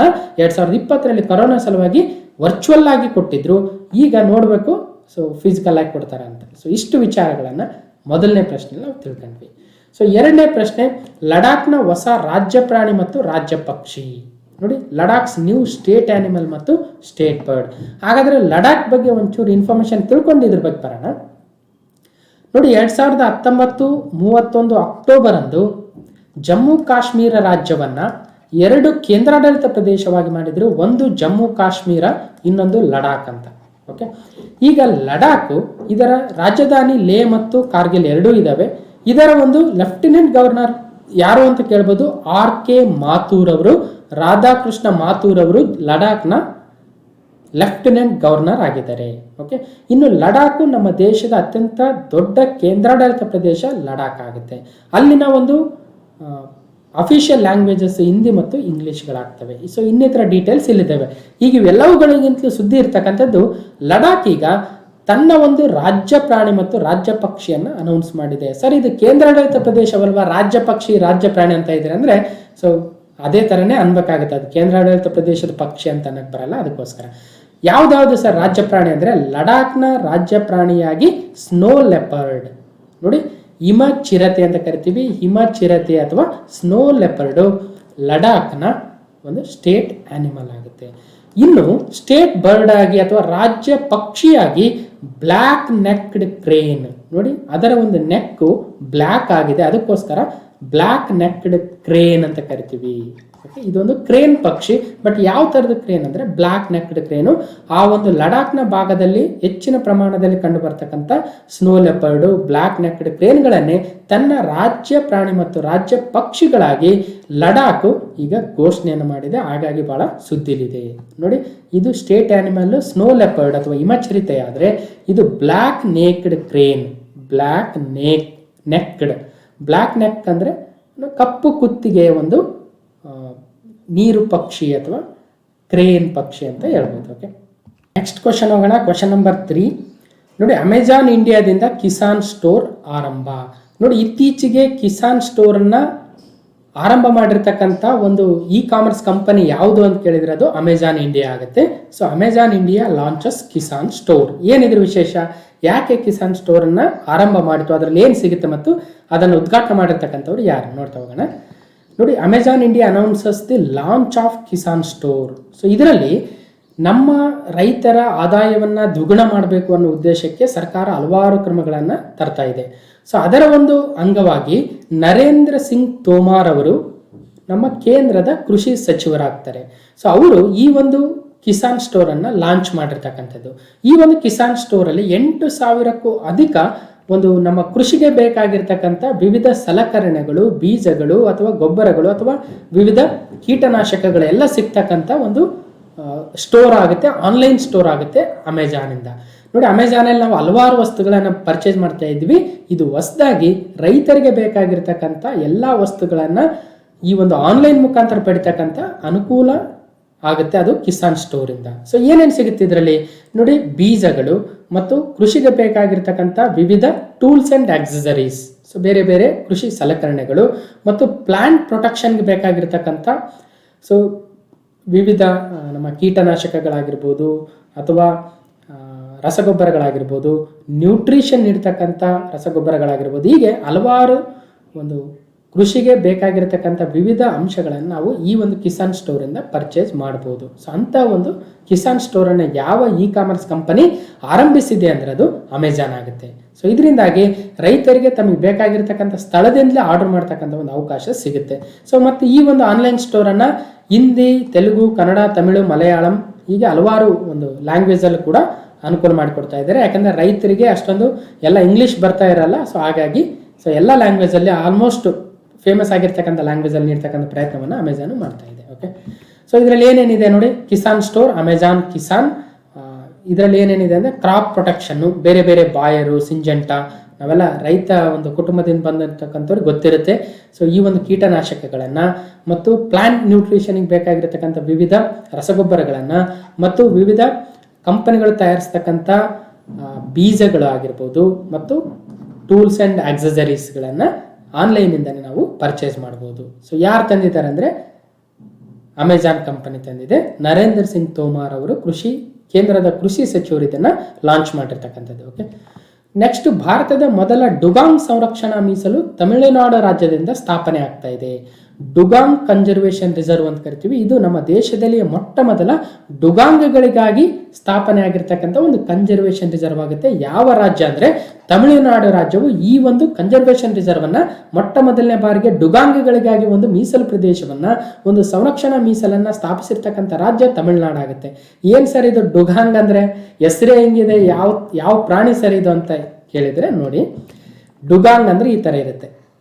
ಓಕೆ, ಸೊ ಈ ಒಂದು ಪ್ರಾಣಿಯು ಇದು ಒಂದು ಸಸ್ಯಾಹಾರಿ ಪ್ರಾಣಿ. ಆಕ್ಚುಲಿ ಎಲ್ಲಿರುತ್ತೆ? ಸಮುದ್ರದಲ್ಲಿರ್ತಕ್ಕಂಥ ಸಸ್ಯಾಹಾರಿ ಪ್ರಾಣಿ ಆಗುತ್ತೆ ಡುಗಾಂಗ್. ಓಕೆ, ಅದನ್ನ ನೋಡಿ ಕನ್ನಡದಲ್ಲಿ ಒಂದ್ಸಲ ಬರಿತೀನಿ, ಡುಗಾಂಗ್. ಅಥವಾ ಇದನ್ನ ಸೀ ಕೌ ಅಂತಾರೆ. ಸೀ ಕೌ ಅಂದ್ರೆ ಸಮುದ್ರದ ಆಕಳು ಅನ್ನಂಗೆ, ಸಮುದ್ರದ ಆಕಳು, ಇದು ಡುಗಾಂಗ್ ಆಗುತ್ತೆ. ಓಕೆ, ಇದನ್ನ ತಮಿಳುನಾಡು ರಾಜ್ಯವು ತನ್ನ ಪಾಕ್ ಬೇಯಲ್ಲಿ ಸ್ಥಾಪನೆ ಮಾಡ್ತಾ ಇದೆ. ಅದು ಈ ಒಂದು ಡುಗಾಂಗ್ಗಳಿಗಾಗಿ ಸ್ಥಾಪನೆ ಮಾಡಿರ್ತಕ್ಕಂಥ ಮೊದಲ ಕನ್ಸರ್ವೇಷನ್ ರಿಸರ್ವ್ ಆಗುತ್ತೆ. ಯಾಕಂದ್ರೆ ಇದು ಒಂದು ಎಂಡಾಂಜರ್ಡ್ ಮೆರೈನ್ ಸ್ಪೀಸೀಸ್ ಆಗುತ್ತೆ. ಸಮುದ್ರಗಳಲ್ಲಿ ಕಂಡು ಬರ್ತಕ್ಕಂಥ ಅಳಿವಿನಂಚಿನಲ್ಲಿರುವ ಒಂದು ಕಡಲ ಸ್ಪೀಸೀಸ್ ಆಗುತ್ತೆ, ಕಡಲ ಪ್ರಭೇದವಾಗುತ್ತೆ. ಇದು ಆ ಒಂದು ಕಡಲಲ್ಲಿ ಕಂಡು ಬರ್ತಕ್ಕಂಥ ಸೀ ಗ್ರಾಸ್ ನೋಡಿ, ಸೀ ಗ್ರಾಸ್ ಅಥವಾ ಸಮುದ್ರ ಕಳೆಗಳ ಮೇಲೆ, ಸಮುದ್ರದ ಹುಲ್ಲಿನ ಮೇಲೆ ಅವಲಂಬಿಸಿರ್ತಕ್ಕಂಥ ಪ್ರಾಣಿ ಆಗುತ್ತೆ. ಸೊ ಹಾಗಾಗಿ ಈ ಒಂದು ಪ್ರಾಣಿಯ ಉಳಿವಿಗಾಗಿ ತಮಿಳುನಾಡು ರಾಜ್ಯ ಪಾಕ್ ಬೇ ಹತ್ತಿರ ಡುಗಾಂಗ್ ಕನ್ಸರ್ವೇಷನ್ ರಿಸರ್ವ್ ಅನ್ನ ಮಾಡಿದೆ. ಸೊ ಇಲ್ಲಿ ಇನ್ನೊಂದು ನಾನು ಬಿಗಿನಿಂಗ್ ಅಲ್ಲಿ ಹೇಳಿದ್ದೆ ನೋಡಿ, IAS 2019 ಪ್ರಿಲಿಮ್ಸ್ ಎಕ್ಸಾಮ್ ಅಲ್ಲಿ ಇದ್ರ ಬಗ್ಗೆ ಕೇಳಿದ್ರು. ಏನಿತ್ತು, ಇದನ್ನ ಆಲ್ರೆಡಿ ನಾನು ಸಾಲ್ವ್ ಕೂಡ ಮಾಡಿದ್ದೆ ನೋಡಿ. 28ನೇ ಪ್ರಶ್ನೆಯಲ್ಲಿ ಹೇಳ್ತಾ ಹೋಗ್ತಾರೆ, ಕನ್ಸಿಡರ್ ದ ಫಾಲೋಯಿಂಗ್ ಸ್ಟೇಟ್ಮೆಂಟ್ಸ್ ಅಂತ ಹೇಳಿ. 1ನೇ ಸ್ಟೇಟ್ಮೆಂಟ್ ಏನ್ ಹೇಳಿದ್ದಾರೆ, some species of turtles are herbivorous. ಕೆಲವೊಂದು ಪ್ರಭೇದಗಳು, ಅದು ಆಮೆಯ ಪ್ರಭೇದಗಳು, ಟರ್ಟಲ್ ಪ್ರಭೇದಗಳು ಸಸ್ಯಾಹಾರಿಗಳಾಗಿದ್ದಾವೆ. ನೋಡಿ, ಆರ್ಬಿವೋರಸ್ ಅಂದ್ರೆ ಸಸ್ಯಾಹಾರಿ, ಅಂದ್ರೆ ಸಸ್ಯಗಳನ್ನ ತಿಂದು ಬದುಕ್ತಕ್ಕಂಥ ಪ್ರಾಣಿಗಳು. ನೋಡಿ, ಮೊಲ ಇದೆ, ಆನೆ ಇದೆ. ಸೊ ಇವೆಲ್ಲವೂ ಸಸ್ಯಗಳನ್ನು ತಿಂದು ಬದುಕ್ತಕ್ಕಂಥ ಪ್ರಾಣಿಗಳನ್ನ ನಾವು ಸಸ್ಯಾಹಾರಿಗಳು ಅಥವಾ ಹರ್ಬಿವೋರಸ್ ಅಂತ ಕರಿತೀವಿ. ವೆರಿ ಬೇಸಿಕ್ ಥಿಂಗ್ ಗೊತ್ತಿದೆ ನಮಗೆ. ಇನ್ನು ಕೇವಲ ಮಾಂಸವನ್ನ ತಿಂದು ಬದುಕ್ತಕ್ಕಂಥ ನೋಡಿ, ಹುಲಿ ಆಗಿರ್ಬೋದು ಅಥವಾ ಸಿಂಹ ಆಗಿರ್ಬೋದು, ಇವೆಲ್ಲವೂ ಕಾರ್ನಿವೋರಸ್ ಅಥವಾ ಮಾಂಸಾಹಾರಿ ಪ್ರಾಣಿಗಳು ಅಂತ ಕರಿತೀವಿ. ಕೇವಲ ಅವು ಮಾಂಸವನ್ನು ತಿಂದು ಬದುಕ್ತಕ್ಕಂಥ ಪ್ರಾಣಿಗಳಾಗ್ತವೆ. ಇನ್ನು ಓಮ್ನಿವೋರ್ ಅಂದ್ರೆ ನಮ್ಮ ತರ ನಾವೆಲ್ಲ ತಿಂತೀವಿ ಅಲ್ವಾ. ಸೊ ಆ ಕಡೆ ಪ್ರಾಣಿನೂ ತಿಂತೀವಿ, ಈ ಕಡೆ ಸಸ್ಯಗಳನ್ನು ತಿಂತೀವಿ. ಸೊ ಅವ್ರನ್ನ ನಾವು ಓಮ್ನಿವೋರ್ ಅಥವಾ ಮಿಶ್ರಾಹಾರಿಗಳು ಅಂತ ಕರಿತೀವಿ ಅಲ್ವಾ. ನೋಡಿ, ಮಾಂಸಾಹಾರಿ, ಸಸ್ಯಾಹಾರಿ, ಮಿಶ್ರಾಹಾರಿಗಳು. ಮಾನವ ಯಾವುದಂದ್ರೆ ಓಮ್ನಿವೋರಸ್ ಆಗ್ತಾನೆ. ಕೆಲವೊಬ್ರು ಸಸ್ಯಾಹಾರಿಗಳು ಇರ್ತೀರಾ, ಬಟ್ ಅದನ್ನ ಯಾವುದರಲ್ಲಿ ಕನ್ಸಿಡರ್ ಮಾಡ್ತಾರೋ ಗೊತ್ತಿಲ್ಲ. ಸೊ ಬಟ್ ಜನರಲ್ ಆಗಿ ಇಷ್ಟು. ಓಕೆ, ಹಾಗಾದ್ರೆ ಟರ್ಟಲ್ಗಳಲ್ಲಿ ಯಾವುದಾದರೂ ಅರ್ಬಿವೋರಸ್ ಇದಾವ ಅಂತ ಫಸ್ಟ್ ಸ್ಟೇಟ್ಮೆಂಟ್ಸ್ ಕೊಟ್ಟಿದ್ದಾರೆ. ನೆಕ್ಸ್ಟ್ ಸೆಕೆಂಡ್ ಸ್ಟೇಟ್ಮೆಂಟ್ ಅಲ್ಲಿ some species of fish are herbivorous. ನೋಡಿ, ಕೆಲವೊಂದು ಮೀನುಗಳು ಸಸ್ಯಾಹಾರಿಗಳಾಗಿದ್ದಾವೆ ಅಂತ ಹೇಳ್ತಾರೆ. ನಮಗೆ ಆಶ್ಚರ್ಯ ಆಗುತ್ತೆ, ಮೀನುಗಳು ಸಸ್ಯಾಹಾರಿಗಳಾಗಿರ್ತಾವ ಅಂತ. ನೋಡೋಣ. ಕೆಲವೊಂದು ಸ್ಪೀಸೀಸ್ಗಳು ಅಂದ್ರೆ ಮೆರೈನ್ ಮ್ಯಾಮಲ್ಸು ಹರ್ಬಿವೋರಸ್. ಕಡಲಲ್ಲಿ ಕಂಡು ಬರ್ತಕ್ಕಂಥ, ಸಮುದ್ರಗಳಲ್ಲಿ ಕಂಡು ಬರ್ತಕ್ಕಂಥ ಕೆಲವೊಂದು ಸಸ್ತನಿಗಳು, ಮ್ಯಾಮಲ್ಗಳು ಹರ್ಬಿವೋರ್ಗಳಾಗಿದ್ದಾವೆ. ಸೊ ಅದು ಸರಿನಾ ಅಂತ ಕೇಳಿದ್ದಾರೆ. Next some species of snakes are viviparous. ನಮಗೆ ಗೊತ್ತಿದೆ ಹಾವುಗಳಂದ್ರೆ ಏನ್ ಮಾಡ್ತೀವಿ ನಾವು, ಹಾವುಗಳು ಯೂಶಲಿ ಮೊಟ್ಟೆಗಳನ್ನಿಟ್ಟು ಮರಿ ಮಾಡ್ತವೆ ಅನ್ನೋದು ಗೊತ್ತಿದೆ. ಆದ್ರೆ ಕೆಲವೊಂದು ಹಾವುಗಳು ನಮ್ಮ ಮ್ಯಾಮಲ್ಸ್ ತರ ಮರಿಗಳನ್ನ ಹಾಕ್ತವೆ ಅಂತ ಹೇಳ್ತಾ ಇದ್ದಾರೆ. ಅವುಗಳು ನಾವು ವಿವಿಪಾರಸ್ ಅಂತ ಕರಿತೀವಿ. ಸೊ ಈ 4 ಸ್ಟೇಟ್ಮೆಂಟ್ಸ್ ಅಲ್ಲಿ which of the statements given above are correct? ಏನ್ ಕೇವಲ 1 ಮತ್ತು 3 ಮಾತ್ರ ಸರಿನಾ, ಅಥವಾ 2, 3, 4 ಸರಿನಾ, 2, 4 ಸರಿನಾ, ಅಥವಾ ಎಲ್ಲವೂ 1, 2, 3, 4 ಎಲ್ಲವೂ ಸರಿನಾ ಅಂತ ಕೇಳಿದ್ದಾರೆ. ಸೊ ಬಹಳ ಕನ್ಫ್ಯೂಷನ್ ನೋಡಿ. ಅದಕ್ಕೆ ಇದನ್ನ IAS ಅನ್ನೋದು. ನೋಡಿ, IAS ಅಲ್ಲಿ ಯಾವ ರೀತಿ ಪ್ರಶ್ನೆ ಬರುತ್ತೆ, ನಮ್ಮ PCPSIಗಳಲ್ಲಿ ಯಾವ ರೀತಿ ಪ್ರಶ್ನೆಗಳು ಬರ್ತವೆ ಅಲ್ಲೇ ಗೊತ್ತಾಗುತ್ತೆ. ಫಸ್ಟ್ ಆಫ್ ಆಲ್ ಆರ್ಬಿವೋರಸ್ಸು, ಕಾರ್ನಿವೋರಸ್ಸು, ನಾವು ಓಮ್ನಿವೋರಸ್ ಅಂದ್ರೆ ತಿಳ್ಕೊಂಡ್ರೆ ನಾವು ದೊಡ್ಡ ಗ್ರೇಟ್ ಅನ್ಕೊಂಡ್ಬಿಡ್ತೀವಿ. ಆದ್ರೆ ಅದನ್ನು ಮೀರಿ ಮತ್ತೆ ಯಾವ ಯಾವ ಪ್ರಾಣಿಗಳು ಈ ತರ ಮ್ಯಾಮಲ್ಸ್ ಆಗಿದ್ದು, ಸಮುದ್ರದಲ್ಲಿದ್ದು ಅವು ಅರ್ಬಿವೋರಸ್ ಆಗಿದಾವ, ಈ ತರ ಮೈನ್ಯೂಟ್ ಇನ್ಫಾರ್ಮೇಶನ್ ತಿಳ್ಕೊಬೇಕಂದ್ರೆ ಸೊ ಎಷ್ಟು ಸ್ಟಡಿ ಮಾಡಬೇಕಾಗುತ್ತೆ. ಅದಕ್ಕೋಸ್ಕರ ಸೊ ಟಾಪ್ ಮೋಸ್ಟ್ ಎಕ್ಸಾಮ್ ಅಂದ್ರೆ IAS ಆಗುತ್ತೆ. ಅದಕ್ಕೆ ಎಷ್ಟು ಸ್ಟಡಿ ಮಾಡ್ಬೇಕಂತ ಇಲ್ಲಿ ಗೊತ್ತಾಗುತ್ತೆ. ಓಕೆ, ಸೊ ಸರಿಯಾದ ಉತ್ತರ 4ನೇದಾಗುತ್ತೆ. ಯಾಕಂದ್ರೆ ಈ ಎಲ್ಲವೂ ಸರಿನೇ. ಅಂದ್ರೆ ಕೆಲವೊಂದು ಪ್ರಾಣಿಗಳು ಅವು ಸಮುದ್ರದಲ್ಲಿದ್ರೂ ಸಹಿತ ಸಸ್ಯಾಹಾರಿಗಳಾಗಿದ್ದಾವೆ. ಕೆಲವೊಂದು ಹಾವುಗಳು ಅವುಗಳು ಮರಿಗಳನ್ನಾಗ್ತವೆ. ಕೆಲವೊಂದು ಮೀನುಗಳು ಸಸ್ಯಾಹಾರಿಗಳಾಗಿದ್ದಾವೆ. ಕೆಲವೊಂದು ಆಮೆಗಳು ಕೂಡ ಸಸ್ಯಾಹಾರಿಗಳಾಗಿದ್ದಾವೆ. ಯಾವ್ಯಾವ ಇದಾವೆ ಒಂದು ಎಕ್ಸಾಂಪಲ್ ಕೊಡ್ತೀನಿ. ಸೊ ಸರಿಯಾದ ಉತ್ತರ ಹೇಳಿದೆ ನಾನು ಆಲ್ರೆಡಿ, ಡಿ ಸರಿಯಾದ ಉತ್ತರ ಆಯಿತು. ನೋಡಿ, ಗ್ರೀನ್ ಸೀ ಟರ್ಟಲ್ ಅಂತಕ್ಕಂಥ ಒಂದು ಆಮೆಯ ಪ್ರಭೇದ ಸಸ್ಯಾಹಾರಿಯಾಗಿದೆ, ಗ್ರೀನ್ ಸೀ ಟರ್ಟಲ್. ಅದೇ ತರ ಪ್ಯಾರೆಟ್ ಫಿಶ್ ಅಂತಕ್ಕಂಥ ಒಂದು ಮೀನಿನ ಪ್ರಭೇದವು ಸಸ್ಯಗಳನ್ನ ತಿಂದು ಬದುಕುತ್ತೆ, ಪ್ಯಾರೆಟ್ ಫಿಶ್. ಓಕೆ, ಇನ್ನೊಂದು ಡುಗಾಂಗ್ ಅಥವಾ ಸೀಕವು ಅಥವಾ ಸಮುದ್ರದ ಆಕಳು ಅಂತ ಕರೀತೀವಲ್ವಾ, ಇದು ಮೆರೈನ್ ಆನಿಮಲ್ ಆಗಿದ್ದು, ಮೆರೈನ್ ಮ್ಯಾಮಲ್ ಆಗಿದ್ದು ಕೂಡ ಸಸ್ಯಾಹಾರಿಯಾಗಿದೆ. ಇನ್ನೊಂದು ಹಾವುಗಳಲ್ಲಿ ಗ್ರೀನ್ ಅನಕಂಡ ಅಂತಕ್ಕಂಥ ಒಂದು ಹಾವು ಮರಿಗಳನ್ನು ಹಾಕಿ ತನ್ನ ಸಂತಾನೋತ್ಪತ್ತಿಯನ್ನು ಮಾಡುತ್ತೆ. ಹಾಗಾಗಿ ಕೊಟ್ಟಿರ್ತಕ್ಕಂಥ 4 ಉತ್ತರಗಳು ಸರಿಯಾಗಿದ್ದಾವೆ. ನೋಡಿ, ದಿಸ್ ಈಸ್ ಲರ್ನಿಂಗ್ ಅನ್ನೋದು. ಓಕೆ, ಸೊ ಮುಂದೆ ಹೋಗೋಣ. Tokyo para Olympics 2020 complete update ಅನ್ನು ಕೊಡ್ತಾ ಹೋಗ್ತೀನಿ. Tokyo para Olympics 2020. ಸೊ ಇದ್ರ ಮೇಲೆ ಸಪರೇಟ್ ವಿಡಿಯೋ ಮಾಡ್ತಕ್ಕಂಥ ಅವಶ್ಯಕತೆ ಇಲ್ಲ. ಈಗ ಆಲ್ರೆಡಿ ಕಳೆದ 2 ವಿಡಿಯೋಗಳಲ್ಲಿ ನಾನು ಪ್ಯಾರಾ ಒಲಿಂಪಿಕ್ಸ್ ಬಗ್ಗೆ ಕರೆಂಟ್ ಇವೆಂಟ್ಸ್ ಅಲ್ಲಿ ಅಪ್ಡೇಟ್ ಮಾಡ್ತಾ ಬಂದಿದ್ದೆ. ಸೊ ಇವಾಗ ಪ್ಯಾರಾ ಒಲಿಂಪಿಕ್ಸ್ ಮುಗಿದಿದೆ. ಎಷ್ಟು ಪದಕ ಗೆದ್ದಿದೆ ಇಂಡಿಯಾ, ಯಾರು ಗೆದ್ದಿದ್ದಾರೆ, ಏನು ವಿಶೇಷಗಳು, ಸೊ ಅವೆಲ್ಲವನ್ನು ನೋಡ್ತಾ ಹೋಗೋಣ. ನಮ್ಮ ಕರ್ನಾಟಕದಿಂದ ಯಾರಾದ್ರೂ ಇದ್ದಾರೋ ಅದನ್ನು ಕೂಡ ನೋಡೋಣ. ನೋಡಿ, ಪ್ಯಾರಾ ಅಥ್ಲೀಟ್ಸ್ಗೆ ಹೃದಯ ಸ್ಪರ್ಶಿ ಸ್ವಾಗತ, ಹೂವಿನ ಹಾರ ಹಾಕಿ ಅಭಿನಂದಿಸಿದ ಅಭಿಮಾನಿಗಳು, ಕುಟುಂಬದ ಸದಸ್ಯರು. ಟೋಕಿಯೋ ಪ್ಯಾರಾ ಒಲಿಂಪಿಕ್ಸ್ನಲ್ಲಿ ಚಾರಿತ್ರಿಕ ಸಾಧನೆ ಮಾಡಿದ ಭಾರತ ಪ್ಯಾರಾ ಅಥ್ಲೀಟ್ ಸೋಮವಾರ ತವರಿಗೆ ವಾಪಸ್ಸಾದರು. ಎಲ್ಲಿಗೆ ಬಂದರು ಅವರು? ನವದೆಹಲಿಯ ಇಂದಿರಾ ಗಾಂಧಿ ಅಂತಾರಾಷ್ಟ್ರೀಯ ವಿಮಾನ ನಿಲ್ದಾಣದಲ್ಲಿ ಅವರಿಗೆ ಸ್ವಾಗತವನ್ನು ಕೋರಲಾಯಿತು. ಭಾರತ ಈ ಬಾರಿ ಗರಿಷ್ಠ ಸಾಧನೆಯನ್ನು ಮಾಡಿದೆ. 5 ಚಿನ್ನ ಸೇರಿದಂತೆ ಒಟ್ಟು 19 ಪದಕಗಳನ್ನು ಗೆದ್ದುಕೊಂಡಿರುವ ಭಾರತ ಪದಕ ಪಟ್ಟಿಯಲ್ಲಿ 24ನೇ ಸ್ಥಾನದಲ್ಲಿದೆ. ಬೆಳ್ಳಿ ಪದಕ ಗೆದ್ದ IAS ಅಧಿಕಾರಿ ಕನ್ನಡಿಗ ಸುಹಾಸ್ ಎತ್ತಿರಾಜ್ ಕೂಡ ಇದರಲ್ಲಿ ಸೇರಿದ್ದಾರೆ. ಸುಹಾಸ್ ಎತ್ತಿರಾಜ್ ಅವರು ನಮ್ಮ ಕನ್ನಡಿಗರು ನೋಯ್ಡಾದಲ್ಲಿ IAS ಅಧಿಕಾರಿಯಾಗಿ, ಜಿಲ್ಲಾಧಿಕಾರಿಯಾಗಿ ಕೆಲಸವನ್ನು ಮಾಡ್ತಾ ಇದ್ದಾರೆ. ಅವರು ಬೆಳ್ಳಿ ಪದಕವನ್ನು ಗೆದ್ದಿದ್ದಾರೆ ಅನ್ನೋದು ನಮ್ಮೆಲ್ಲರಿಗೆ ಬಹಳ ಖುಷಿಯ ವಿಚಾರ. ಓಕೆ, ಸೊ ನೆಕ್ಸ್ಟ್ ನೋಡಿ, ಈ ಒಂದು ಪದಕ ಪಟ್ಟಿಯಲ್ಲಿ ಮೊದಲನೇ ಸ್ಥಾನದಲ್ಲಿ ಯಾವ ದೇಶ ಇದೆ ಅಂದರೆ ಚೀನಾ ದೇಶ ಇದೆ. ನೋಡಿ, 207 ಪದಕಗಳು, ಒಟ್ಟು 96 ಚಿನ್ನ, 60 ಬೆಳ್ಳಿ, 51 ಕಂಚಿನ ಪದಕಗಳೊಂದಿಗೆ 207 ಪದಕಗಳನ್ನು ಗೆಲ್ಲುವ ಮುಖಾಂತರ ಚೀನಾ ಮೊದಲನೇ ಸ್ಥಾನದಲ್ಲಿದೆ. ಸೊ ಕಳೆದ ಸಮ್ಮರ್ ಒಲಿಂಪಿಕ್ಸ್ ಅಲ್ಲಿ ಈಗ ಒಂದು 15 ಡೇಸ್ ಬ್ಯಾಕ್ ಏನು ನಡೆದಿತ್ತು, ಅದರಲ್ಲಿ ಚೀನಾ 2ನೇ ಸ್ಥಾನದಲ್ಲಿತ್ತು, ಅಮೆರಿಕ ಮೊದಲನೇ ಸ್ಥಾನದಲ್ಲಿತ್ತು. ಸೊ ಬಟ್ ಪ್ಯಾರಾ ಒಲಿಂಪಿಕ್ಸ್ ಅಲ್ಲಿ ಚೀನಾ ಮೊದಲನೇ ಸ್ಥಾನದಲ್ಲಿದೆ. ಅಷ್ಟು ನೆನ್ಪಿಟ್ರೆ ಸಾಕು, ಎಷ್ಟು ಪದಕಗಳಂತ ಕೇಳಲ್ಲ, ಅಷ್ಟು ಡೀಪಾಗಿ ಹೋಗಲ್ಲ ಅನ್ನೋದು ನನ್ನ ಅಭಿಪ್ರಾಯ. 2ನೇ ಸ್ಥಾನದಲ್ಲಿ ಗ್ರೇಟ್ ಬ್ರಿಟನ್ ಇದೆ, ಒಟ್ಟು ಪದಕ 124. 3ನೇ ಸ್ಥಾನದಲ್ಲಿ ಅಮೆರಿಕ ಇದೆ. ಅಮೆರಿಕ ಸಮ್ಮರ್ ಒಲಿಂಪಿಕ್ಸ್ ಅಲ್ಲಿ 1ನೇ ಸ್ಥಾನದಲ್ಲಿದ್ದರೆ ಪ್ಯಾರಾ ಒಲಿಂಪಿಕ್ಸ್ ಅಲ್ಲಿ 3ನೇ ಸ್ಥಾನದಲ್ಲಿದೆ. ಓಕೆ, ಇನ್ನು ಬೇರೆ ಬೇರೆ ದೇಶಗಳಿದಾವೆ, ಅಷ್ಟು ಇಂಪಾರ್ಟೆಂಟ್ ಅಲ್ಲ. ನಮಗೆ ಭಾರತ ಎಷ್ಟನೇ ಸ್ಥಾನದಲ್ಲಿದೆ ಅಂದರೆ 24ನೇ ಸ್ಥಾನದಲ್ಲಿದೆ. ಓಕೆ, ಇದರಲ್ಲಿ 48ನೇ ಸ್ಥಾನದಲ್ಲಿತ್ತು. ಅದು ನಮ್ಮ ಸಮ್ಮರ್ ಒಲಿಂಪಿಕ್ಸ್, ಬೇಸಿಗೆ ಕಾಲದ ಒಲಿಂಪಿಕ್ಸ್, ಮೊನ್ನೆ ನೀರಜ್ ಚೋಪ್ರಾ ಅವರೆಲ್ಲ ಗೆದ್ದಿದ್ರಲ್ಲ ಅದರಲ್ಲಿ. ಓಕೆ, ಇನ್ನು ಭಾರತದ ಒಟ್ಟು ಪದಕಗಳು 19 ಆದರೆ ಯಾವ್ಯಾವ ಎಷ್ಟೆಷ್ಟು ಪದಕ? ಚಿನ್ನ 5, ನೋಡಿ ಬೆಳ್ಳಿ 8 ಮತ್ತು ಕಂಚಿನ 6 ಪದಕಗಳನ್ನು ಗೆದ್ದಿದೆ ಭಾರತ. ನೋಡಿ, 5 ಬಂಗಾರ, 8 ಬೆಳ್ಳಿ ಮತ್ತು 6 ಕಂಚಿನ ಪದಕಗಳೊಂದಿಗೆ ಭಾರತ ಒಟ್ಟು 19 ಪದಕಗಳನ್ನು ಗೆಲ್ಲುವುದರ ಮುಖಾಂತರ ತನ್ನ ಇಡೀ ಪ್ಯಾರಾ ಒಲಿಂಪಿಕ್ಸ್ ಇತಿಹಾಸದಲ್ಲಿ ಅತಿ ಹೆಚ್ಚು ಪದಕಗಳನ್ನು ಗೆದ್ದಿರ್ತಕ್ಕಂಥ ಒಂದು ಒಲಿಂಪಿಕ್ಸ್ ಅಂದರೆ ಅದು ಟೋಕಿಯೋ 2020ರ ಪ್ಯಾರಾ ಒಲಿಂಪಿಕ್ಸ್ ಆಗುತ್ತೆ, ಇಡೀ ಪ್ಯಾರಾ ಒಲಿಂಪಿಕ್ಸ್ ಇತಿಹಾಸವನ್ನು ತೆಗೆದುಕೊಂಡಾಗ. ಅದೇ ಥರ ಟೋಕಿಯೋ ಒಲಿಂಪಿಕ್ಸ್, ಸಮ್ಮರ್ ಒಲಿಂಪಿಕ್ಸ್ ಅಲ್ಲಿ ಕೂಡ ಭಾರತ 7 ಪದಕಗಳನ್ನು ಗೆಲ್ಲುವುದರೊಂದಿಗೆ ಅತ್ಯಧಿಕ ಪದಕಗಳನ್ನು ಗೆದ್ದಿತ್ತು. ನೋಡಿ, ಟೋಕಿಯೋಗೂ ನಮಗೂ ಮತ್ತು ಅತ್ಯಧಿಕ ಅನ್ನೋ ಪದಕ್ಕೂ ಬಹಳ ಲಿಂಕ್ ಇದೆ ಅಂತಕ್ಕಂಥದ್ದನ್ನು ನೆನ್ಪಿಡಿ. ಸೊ ಟೋಕಿಯೋ ಸಮ್ಮರ್ ಒಲಿಂಪಿಕ್ಸ್ ಅಲ್ಲಿ 7 ಪದಕಗಳೊಂದಿಗೆ ಭಾರತ ಸೊ ಅಗೇನ್ ನಂಬರ್ 1ನಲ್ಲಿತ್ತು.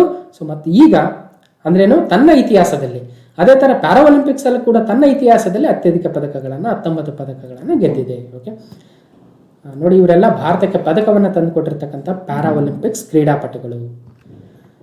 ನೋಡಿ, 2012ರಲ್ಲಿ 1 ಪದಕ, 2016ರ ರಿಯೋ ಒಂದು ಪ್ಯಾರಾ ಒಲಿಂಪಿಕ್ಸ್ ಅಲ್ಲಿ 4 ಪದಕಗಳು, ಮತ್ತು ಈಗ ಟೋಕಿಯೋ 2020ರ ಒಂದು ಒಲಿಂಪಿಕ್ಸ್ ಅಲ್ಲಿ ಪ್ಯಾರಾ ಒಲಿಂಪಿಕ್ಸ್ ಅಲ್ಲಿ 19 ಪದಕಗಳು. ಬಹಳ ಒಂದು ಗಣನೀಯವಾಗಿರ್ತಕ್ಕಂಥ ಒಂದು ಏರಿಕೆಯನ್ನು ಭಾರತ ತನ್ನ ಪ್ಯಾರಾ ಒಲಿಂಪಿಕ್ಸ್ ಅಲ್ಲಿ ಕಂಡಿದೆ ಈ ಒಂದು ವರ್ಷ ಅನ್ನೋದು ನಾವು ಗಮನಿಸಬೇಕು. ಇನ್ನು ವಿನ್ನರ್ಸ್ ಯಾರ್ಯಾರು ನೋಡಿ, ಒಟ್ಟು 17 ಜನ 19 ಪದಕಗಳನ್ನು, ಇಬ್ರು 2 ಪದಕ ಗೆದ್ದಿದ್ದಾರೆ. ಹಾಗಾಗಿ 17 ಜನ 19 ಪದಕಗಳು ಅನ್ನೋದು ನೆನ್ಪಿಡಿ. ಯಾರ್ಯಾರು ಯಾವ್ಯಾವ ಪದಕ?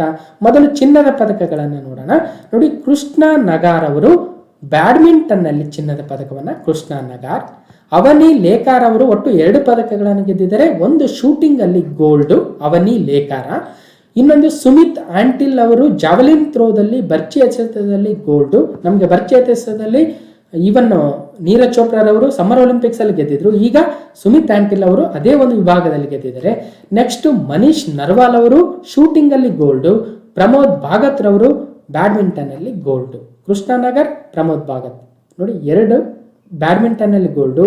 ಶೂಟಿಂಗ್ ಅಲ್ಲಿ 2 ಗೋಲ್ಡ್, ಒಂದು ಅವನಿ ಲೇಕಾರ, ಇನ್ನೊಂದು ಮನೀಶ್ ನರ್ವಾಲು. ಇನ್ನು ಬರ್ಜಿ ಎಸೆತದಲ್ಲಿ 1 ಗೋಲ್ಡ್. ಹೀಗೆ ಒಟ್ಟು 5 ಚಿನ್ನ. ನೆಕ್ಸ್ಟ್ ಬೆಳ್ಳಿಗೆ ಬರೋಣ. ಭಾವನಿ ಬೆನ್ ಪಟೇಲ್ ರವರು ಟೇಬಲ್ ಟೆನ್ನಿಸ್ ಅಲ್ಲಿ ಸಿಲ್ವರ್. ನಿಷಾದ್ ಕುಮಾರ್ ಅವರು ಹೈ ಜಂಪ್ ಅಲ್ಲಿ ಸಿಲ್ವರ್. ಯೋಗೇಶ್ ಕತೂನಿಯರ್ ಡಿಸ್ಕಸ್ ಥ್ರೋದಲ್ಲಿ ಸಿಲ್ವರ್. ದೇವೇಂದ್ರ ಜಜಾರಿಯರವರು ಜಾವ್ಲಿನ್ ಥ್ರೋದಲ್ಲಿ silver. Mariyappan Thangavelu high jump ಅಲ್ಲಿ silver. Okay, next Suhas L ಯತಿರಾಜರವರು IAS ಆಫೀಸರು, ಇವರು ಬ್ಯಾಡ್ಮಿಂಟನ್ ಮೆನ್ ಸಿಂಗಲ್ಸ್ ಅಲ್ಲಿ ಸಿಲ್ವರ್. ಓಕೆ, ಪ್ರವೀಣ್ ಕುಮಾರ್ ಅವರು ಹೈ ಜಂಪ್ ಅಲ್ಲಿ ಸಿಲ್ವರ್ ಮತ್ತು ಸಿಂಗರಾಜ್ ಅದಾನರ್ ಅವರು ನೋಡಿ ಸಿಲ್ವರ್ ಯಾವುದರಲ್ಲಿ, ಪಿಸ್ತೂಲ್ ಅಥವಾ. ಒಟ್ಟು ಎಷ್ಟಾಯಿತು ನೋಡಿ, 1 2 3 4 5 6 7 8 ಬೆಳ್ಳಿ. ಓಕೆ, ನೋಡಿ 5 ಚಿನ್ನ 8 ಬೆಳ್ಳಿ ಪದಕಗಳಾಯಿತು.